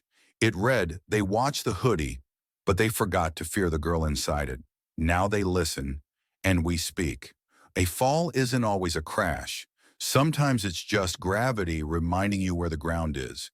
And for Westfield High, the fall wasn't loud anymore. It was quiet, a slow reckoning unfolding behind the scenes. In the faculty lounge, teachers whispered about changes they never expected. New equity policies were being drafted. Reading lists were updated, finally including voices like Baldwin, Angelo, and Coates. The district quietly removed a disciplinary clause about perceived dress code intimidation. No one said Nia's name, but they all knew. She didn't just write a story, she rewrote the rule book. Back in the library, Ava Shelton sat in silence at one of the round tables. Before, she would have been surrounded by classmates, followers, laughter. Now just a laptop and a printout of her submission for Volume 8. Nia watched from a distance, giving her space. It wasn't about pity, it was about respect. Respect for someone who'd been humbled and still chose to try again. Lena joined her with 2 coffees. You see Ava's piece? Yeah, Nia said. She didn't fake it. She also didn't make herself the victim. That's how I knew she was serious. They sipped their drinks, watching as a freshman boy shyly walked up to Ava's table and asked, Can you help me edit something for Volume 9? Ava looked stunned for half a second, then smiled and nodded. Something shifted again, not loud, but real. At home that night, Nia sat on the floor of her bedroom, surrounded by notebooks, stacks of past issues, sticky notes with themes, quotes, and names of students she hadn't even met yet who had emailed their stories in. She picked up a letter from a girl in Indiana. It read, I thought I was the only one who felt invisible in a school full of people. Then I found Hoodie voices. Now I know I'm not alone.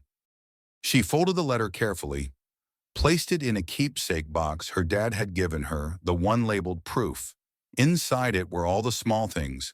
Her first Hoodie flyer, a copy of Volume 1, printed on school paper, the laminated edition from the bulletin board.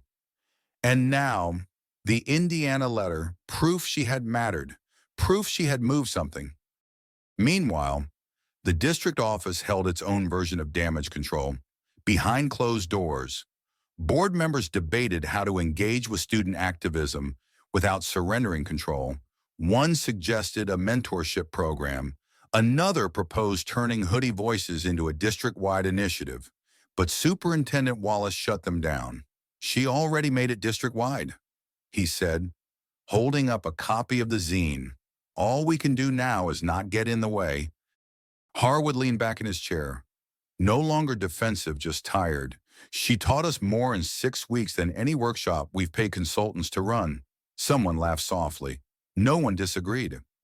Friday morning arrived like spring, breaking through the cracks of a long winter. The halls were alive, not chaotic, but buzzing with something new. At 8:15 a.m., Nia walked into homeroom and found a gift on her desk, a plain white envelope, no name. She opened it. Inside a photograph, her, standing in front of the summit banner, hood up, mic in hand, face sharp, eyes lit, on the back, in blue ink, because you reminded us that this place could still change. Anonymous. She tucked it into her journal, didn't show anyone. Some things were meant just for the heart. Later that day, the school announced the theme for its spring arts showcase. A student-led committee had voted, the winning title, Still Here. It was the final line of Volume 3. Nia didn't campaign for it. She didn't even know she'd been nominated to join the planning team. But she accepted, because this wasn't just her voice anymore. It was a choir. That afternoon, as the final bell rang, Nia and Lena sat under the oak tree one more time. The sun warmed their backs. The grass had grown in thicker. The roots had held. Lena nudged her. You realize what you did, right? Nia smiled, eyes closed. What you turned a hoodie into a headline into a movement into a legacy. Nia opened her eyes slowly. Then I guess I'm done now. Lena shook her head. Nah. You just reach the part where you stop fighting the storm and start planting what grows after. Nia laughed. That sounds like something you'd put in Volume 9. It is, Lena said, pulling out her notebook. Page 1. They thought she came to make noise, but what Nia Bellamy really came for was clarity. And clarity always lands quiet like the first snow, like truth, like a weight you finally learn to carry without flinching. It had been nearly 2 months since the summit, and Westfield High no longer resembled the school Nia first walked into. Sure, the walls were the same, the bells still rang, teachers still handed out too much homework and called on kids who didn't raise their hands. But underneath the ordinary, something had shifted. The library's quiet room had become a writing hub. Hoodie Voices was now published bi-weekly, student-run, multi-grade, and officially backed by the district's Student Equity Council. The school's morning announcements opened with rotating student quotes. One Tuesday, a voice read, "You don't need a spotlight to shine, you just need to stop dimming yourself." At the end, the reader added, quote by Nia Bellamy. The class clapped. Nia just kept her head down and kept writing. In Miss Ilwena Hargrove's English class, something else happened, something no one saw coming. Ava Shelton raised her hand. I think this essay we're reading, it's powerful, she said, but I also think it doesn't speak to everyone, and I want to know why. A few heads turned. Ms. Hargrove looked surprised. You mean the author's point of view? I mean who's missing from it. Ava clarified. Who they chose not to see. The room went still for a beat. Then Nia, seated 2 rows back, nodded once. Later that day, Ava slipped her a sticky note. On it, thanks for letting me learn. Nia wrote back, thanks for choosing to. Meanwhile, applications for the Bellamy Fellowship tripled. Sophomores started asking for mentorship slots. Middle school students from the district began sending in stories. Some were messy, some were sad, some were just loud with wonder. Nia read every single one. And one afternoon, as she sat at her desk with a highlighter in hand and her hoodie sleeves rolled to her elbows, her dad walked in carrying an envelope. No logo, just handwriting. She opened it. Inside, a letter from a woman named Carmen King, editor-in-chief of a national youth media outlet. Your work carries more than voice. It carries direction. If you're open to it, I'd love to feature your story. Not because of your age, not because of the hoodie, but because of what you did with both. She sat in silence, the letter resting in her lap. Her dad knelt beside her. You ready for that? Nia shook her head. I don't know. You don't have to be ready, he said. You just have to be real. That weekend, Nia stood on a panel at a regional conference in Savannah. She wasn't the youngest speaker, but she was the only one who came without prepared remarks. When they handed her the mic, she took a breath and said, I used to think I had to fight to be heard, but I learned that sometimes the louder power comes when you stop shouting and start shaping. I didn't come here to win. I came here to change the weather. She looked out over a crowd of teachers, parents, organizers, and she saw something she never expected to see. Listening, not forced, but full.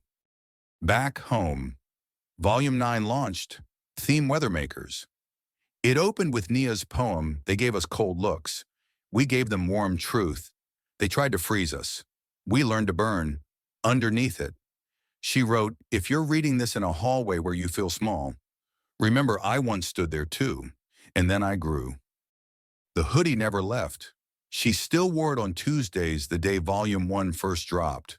Still pulled the hood up when she walked into rooms she had to own. But now, people didn't flinch when they saw it. They looked closer because they finally understood. It wasn't about the fabric. It was about the force inside it. One afternoon, Principal Harwood stopped her outside the media lab. "You ever think about becoming a teacher?" Nia raised an eyebrow. Too early to ask that. "Don't you think?" he laughed. "Maybe, but if this school is lucky, one day someone like you will come back and run it." She noted, then added, "But if I do come back, I'm repainting the walls." He grinned. "Fair enough."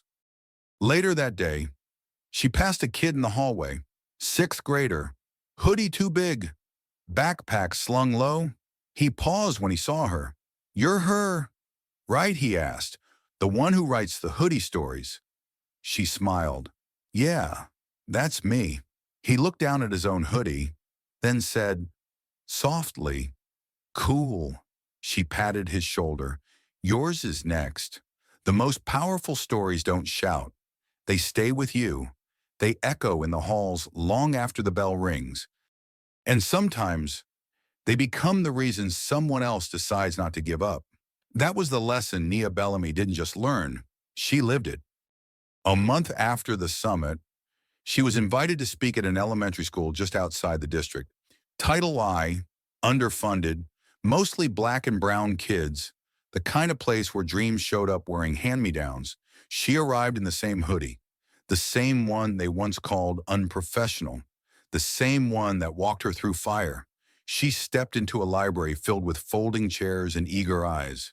The principal whispered, "You don't have to say anything fancy. Just let them know they matter." She did more than that. She knelt down beside the front row, looked a fourth grader in the eye, and said, "Do you know how powerful your voice is?" The boy shrugged. Nia smiled. "Then it's my job to show you." Back at Westfield, the hallway mural was finally finished. It started as an after-school art project, but it had become a monument. 10 students helped paint it. Different grades, different stories. At the center stood a girl in a hoodie, not named, not labeled, just standing tall beneath a sky made of quotes. One read, "We are not quiet. We are calculating." Another, "We don't need your spotlight. We carry our own." And near the bottom corner, in small, bold letters, "Still here." When Nia saw it for the first time, she didn't speak. She just touched the wall, hand resting over the painted hoodie, and smiled. The next issue of Hoodie Voices launched the following week. Volume 10. Theme Legacy isn't a trophy. It's a trail. It featured work from 5 new writers. One was Jameer, the quiet sketchbook kid from earlier that year. His piece was titled, "What My Silence Was Hiding." In it, he wrote, "I didn't think my words mattered until someone made space for them. I stayed in the back of the class because I thought front rows weren't for kids like me." But she didn't just change the rules. She erased the rows. When Nia read that, her hands trembled just a little, not from fear, from gratitude.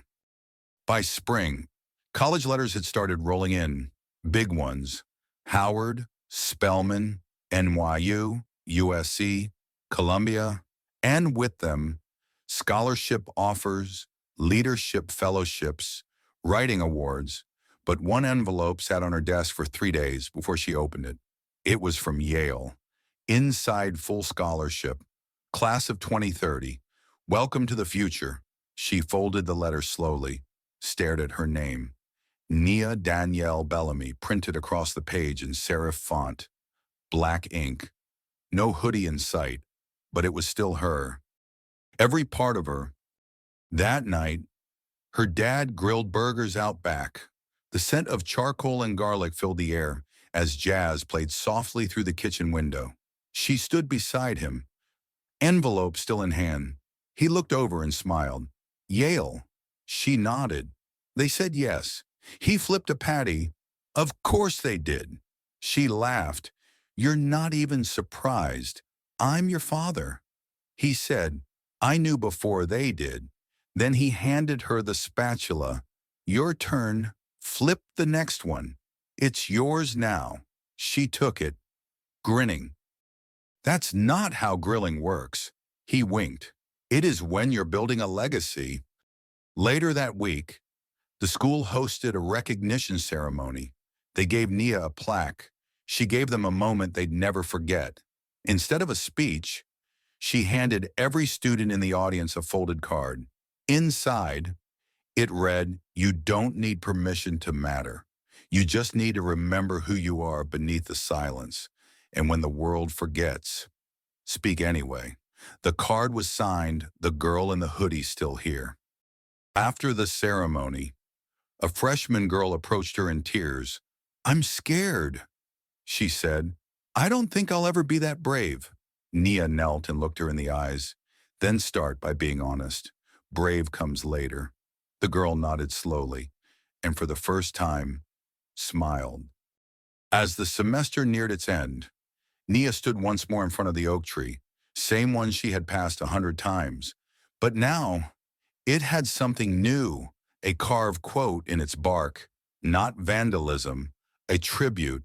She walked in quiet and left a roar. No one claimed it, but Nia didn't need to know who did it. She just traced it with her fingers, then closed her eyes, because the lesson wasn't just in what she said, it was in what she survived, in what she stayed for, in who she became after. Some lessons are taught in classrooms. Others, you live them, you carry them like bruises that fade into armor, like questions that evolve into your voice. You don't just learn them, you become them. That's where Nia Bellamy stood now, not at the beginning of her story, but at the edge of a greater one. The final months of senior year moved fast. She still showed up to school in her hoodie every Tuesday, still sat at the back of Mrs. Hargrove's class like she had something to prove, even when everyone already knew who she was. But now, things were different. She didn't walk alone. She was followed by new leader students who once blended into the corners, now stepping into the center. A girl named Paloma started a zine for Spanish-speaking students. A kid from the robotics team launched a podcast called Unmuted. They didn't ask Nia for permission. They just did it. And that, to her, was the greatest victory of all. On a rainy Thursday, the district hosted a media event to announce a new initiative, Student Voice Leadership Hubs, a direct result of the Bellamy Fellowship's impact. The press took photos. Officials made speeches. Nia stood quietly off to the side, hands tucked in her sleeves. She didn't need to be the headline. But then, Superintendent Wallace called her up without warning. She approached the podium slowly. No notes, just instinct. I was 15 when I was first told to be quiet. She began. I was 16 when they called my voice disruptive. I was 17 when I realized they were only afraid because they'd never heard someone like me speak without apology. She paused. I didn't win anything. I just stayed. And sometimes, that's enough to start a revolution. Applause rose like a wave. But Nia simply stepped back, nodded once, and walked away. Later that night, she found herself under the stars, sitting on the back steps of her house with her father. No noise, just crickets and porch light shadows. He handed her a box. Open it. Inside her first hoodie, faded black, sleeves stretched from wear, drawstrings long gone. I kept it, he said. Thought you might want it back before you leave. She touched the fabric gently. I wore this the day I walked into that dealership, and the day they tried to erase you, he added. She smiled. Joke's on them, he nodded. You didn't just walk through the storm, you built a path in the middle of it. She looked up at the sky. I just kept writing. He nudged her shoulder, and they kept reading. The next morning, Nia visited the middle school where her younger cousin had just enrolled. She stood at the entrance, watching as students filed past her, giggling, arguing, bouncing between lockers. Then one girl, tiny, glasses too big for her face, hoodie zipped up to her chin, stopped in front of her. "You're Nia Bellamy." Nia grinned. "That's what they say." The girl hesitated. "Can I ask you something?" "Anything." "Were you ever scared?" Nia knelt, eye level, every day. "So how'd you keep going?" She thought for a second, because fear isn't a stop sign. It's a checkpoint. You pause, you breathe, and then you keep walking. The girl smiled, and Nia knew this was the real lesson, the one that couldn't be printed or tweeted, the one that had to be passed person to person, eye to eye.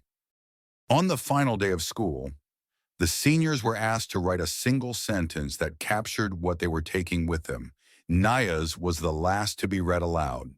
"I came in as the girl in the hoodie. I leave as the reason they started listening." Her classmates stood, cheered, some even cried. But Nia, she just exhaled, and for the first time in a long time, she didn't feel the need to defend her place. She had earned it, word by word, step by step. As she walked out of Westfield High for the last time, a janitor she barely knew nodded at her and said, "That school's better 'cause of you. Baby girl." She stopped. "Thank you." He winked. "Keep telling the truth, no matter where you go." She tapped her journal and replied, "I plan to." That evening, in her room, Nia taped one last quote to her wall. It wasn't from Baldwin or Angelo or even herself. It was from a freshman she once mentored. The girl in the hoodie didn't just speak, she made the rest of us brave enough to answer. She smiled, then shut her notebook, folded her hoodie, and packed them both. Because the lesson was never about being heard once, it was about making sure the next voice didn't have to shout. It didn't rain on graduation day. It could have. Maybe it was supposed to, but the sky held back, as if it knew the girl in the red hoodie had already walked through enough storms. The football field had never looked so full. Rows of chairs stretched out in perfect lines. Families clutched balloons and flowers. Teachers adjusted their stoles. The superintendent smiled for cameras he used to avoid, but for Nia Bellamy, it wasn't the ceremony that made her nervous. It was the stillness. After so much movement, so much resistance, so many late nights writing her truth and carrying everyone else's, stillness felt unfamiliar. Unfamiliar, but earned. She stood in line with the rest of her class, gown zipped halfway up, hood peeking out beneath the collar. Some kids wore heels, some wore Jordans. She wore the same Converse she had on the day she walked into that dealership months ago. Valedictorian speech ready? Lena nudged her. Nia smirked. "You know I'm not reading it." Lena rolled her eyes. "Of course not." The principal tapped the mic. Feedback buzzed. "Then please welcome our valedictorian, Nia Bellamy." Applause rose like thunder. Not polite, not rehearsed, real. Nia stepped up. Calm, no notes, no script. She looked out over the field students, teachers, parents, strangers, and then said, "The first time I walked into this school, I didn't feel seen. The first time I spoke up, I was called disruptive. The first time I told the truth, they told me to reword it. But the thing about truth is, it echoes, even when you whisper it, even when it's wearing a hoodie." A pause. The wind moved softly across the mic. "We spent 4 years being told who we're supposed to become, but I think what really matters is who we refuse to stop being." She stepped back. That was all. Just enough. After the ceremony, the crowd surged. Photos, hugs, tears. One student wrapped her in a hug and whispered, "You're the reason I stayed this year."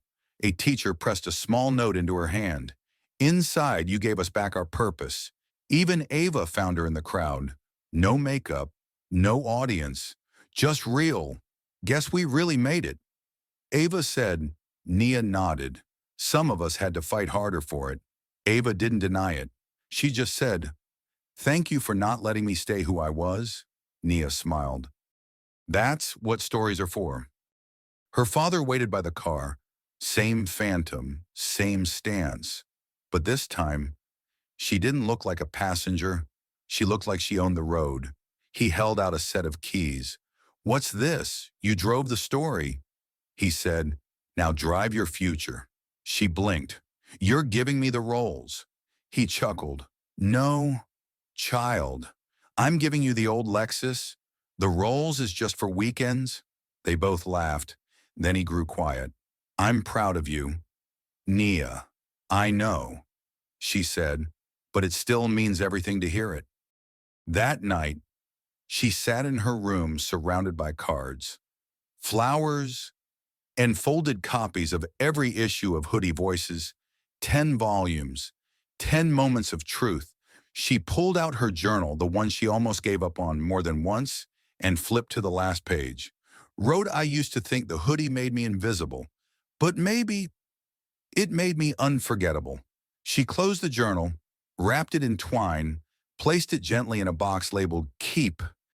The next morning, Nia boarded a bus headed for Washington, D.C.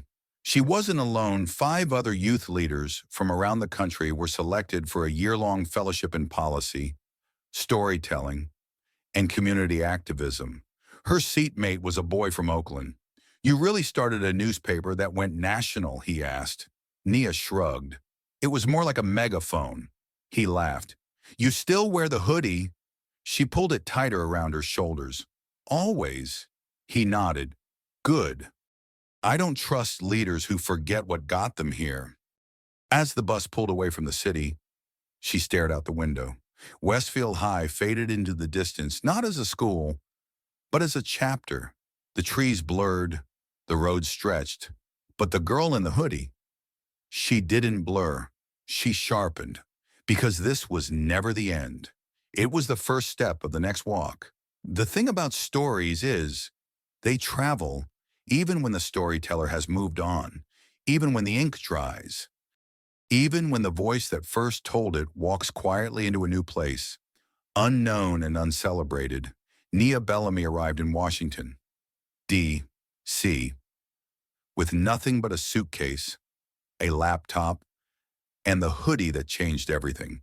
No welcome banners, no applause, just a new city, tall buildings, and a fellowship of stranger students from different states, different struggles, different versions of misunderstood, and that's exactly why she felt at home. Orientation for the Civic Youth Fellowship began in a converted warehouse space turned leadership hub, exposed brick, coffee always brewing, quotes from Audre Lorde and James Baldwin painted across the walls. Each fellow was given a station, a mentor, a month-long challenge. Nia's assignment: design a community engagement campaign based on your lived experience. She smirked. They didn't know it yet, but she'd already written 10 volumes on the subject. Still, she didn't brag. Didn't lead with her resume. She watched, listened, waited. Old habit, strategic habit. Then one afternoon, during a team discussion on narrative power, someone said, "Yeah, but it's not like stories ever change policy." And Nia finally spoke.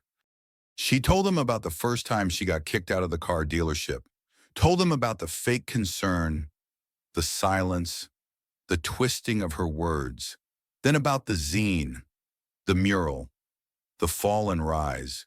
When she finished, the room was quiet until a boy from Chicago leaned forward and said, "You ever think about turning all that into a curriculum?" Nia blinked. "No." She said, "I just wanted to be heard." He grinned. "Well, congratulations. You're about to teach." By week 3, the Hoodie Voices framework was born, not a reprint, a rebuild. Module 1, Silencing and Systems Module 2, Writing as Resistance Module 3. When the Mic Finds You, Module 4, After the Fight, Sustainable Impact. Each unit came with journal prompts, video clips, space for students to build their own voices publication. Her mentor, a former civil rights attorney, called it the clearest blueprint for student-led advocacy I've ever seen, and the feedback immediate. Emails came in from schools in Baltimore, Philly, and Birmingham asking for access. One principal wrote, "We've been trying to teach empathy. This does it without preaching, just real voices." Another message read, "Can we bring Nia in to train our staff?" Not just students. It was happening. She wasn't just telling the story now. She was systemizing it. On a call with her dad one night, she shared the updates. He listened quietly, then said, "Feels different now, doesn't it?" "Yeah," she replied. "Before, I was trying to keep the truth alive. Now I'm trying to multiply it." He paused. "Proud doesn't even begin to cover it." "Thanks, Dad." Then, after a beat, he added, "You ever think about running for something?" She laughed. "I barely survived student council, but you changed the rules without a title. Imagine what you'd do with one." She didn't answer right away, but she didn't dismiss it either. By the end of the fellowship, Nia stood on a new kind of stage, no cap and gown this time, just a mic, a projector, and a room full of educators, organizers, and city leaders. She clicked to the first slide a photo of her in that hoodie, standing alone outside the dealership. The title read, "What You Called a Disruption. I Called the Beginning." She spoke calmly, not like a kid proving herself, like a builder showing the blueprint. She ended with, "The girl in the hoodie wasn't just me. She's in every school, every hallway, every student who wonders if their words are worth hearing. We don't need them to speak louder. We just need to stop covering their mouths." She left the stage to a standing ovation, but more importantly, 3 direct invites to partner on future national youth programs. That night, walking back to her apartment through the soft D.C. rain, she wore her hoodie pulled tight, earbuds in, listening to the same playlist she used to play on late nights in her room. But now, each song meant something more, because now the world had heard her. Back home in Atlanta, Westfield High started its next school year with a new tradition. Every fall, seniors would choose a quote to paint in the hallway. This year's choice: "Let them write the intro. I'll handle the rest." Nia Bellamy. A freshman paused in front of it, hoodie drawn tight, and whispered, "One day, that'll be me." No one heard him, except the walls. And maybe that was enough. Some stories end with applause. Others end with silence so full of meaning, it doesn't need a single word. But the story of Nia Bellamy, it ends with motion, because stories like hers don't sit still. They walk, they echo, they return every time a young person decides not to shrink. It was her final night in D.C. The fellowship was complete. The curriculum had launched. Her framework had been adopted in 7 districts and counting, and her inbox overflowed with invitations she never asked for, but had earned the right to receive. But none of that was on her mind. She stood alone on the rooftop of her apartment building, hoodie zipped halfway, breeze brushing her braids, looking out over the glowing city. Below her, headlights blinked, voices drifted up in pieces.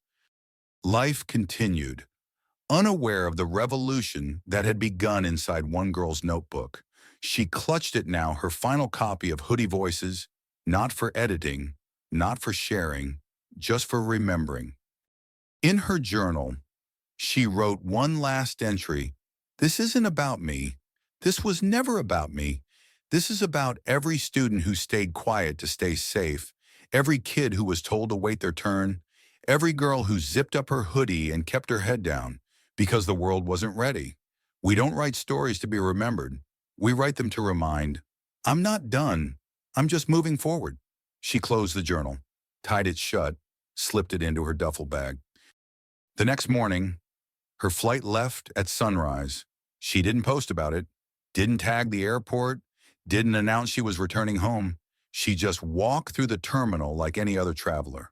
Hoodie up, eyes steady, feet quiet, and as she boarded the plane, the attendant paused and smiled. "Love your sweater," she said. "You look like you've been somewhere." Nia smiled back. "I have." Back in Atlanta, the air felt heavier but in a good way, full of memory, of roots. Her father picked her up in the Lexus this time. No rolls, no press, just him, and her, and the road. "How was D.C.?" he asked. "Loud," she said, "but I learned how to hear through it." He nodded. "And what now?" She looked out the window.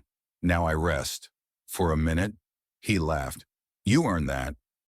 The next day, she returned to Westfield, not as a student, not even as a guest. She just walked the halls, quietly, alone. She ran her fingers along the lockers, peeked into the media room, watched a group of sophomores arguing over a podcast topic in the writing lab she helped create. And then she saw it, the mural, still bright, still untouched, but now a new section had been added. Another hoodie figure, smaller, younger, facing forward, and below it, a line "because someone stayed." I knew I could start. She stood there for a long time, didn't take a photo, didn't say a word, just let the moment wash over her, until someone tapped her shoulder. It was the sixth grader she met months ago, the one who asked if she was scared. He was taller now, more sure of himself. "I joined the poetry club," he said. She smiled. "Yeah, I submitted my first piece last week." "What was it about?" He hesitated. "About my dad, and how I used to think being soft made you weak." Nia looked him in the eye. "That's the strongest thing I've heard all day." He beamed, and just like that, the circle closed. Later, she visited her old tree, the one where it all began, the one where she first sat in silence because she didn't know what else to do. She sat there again now, older, wiser, stronger, and pulled one last hoodie out of her bag, not hers, a new one. She folded it carefully and left it on the bench beside the tree.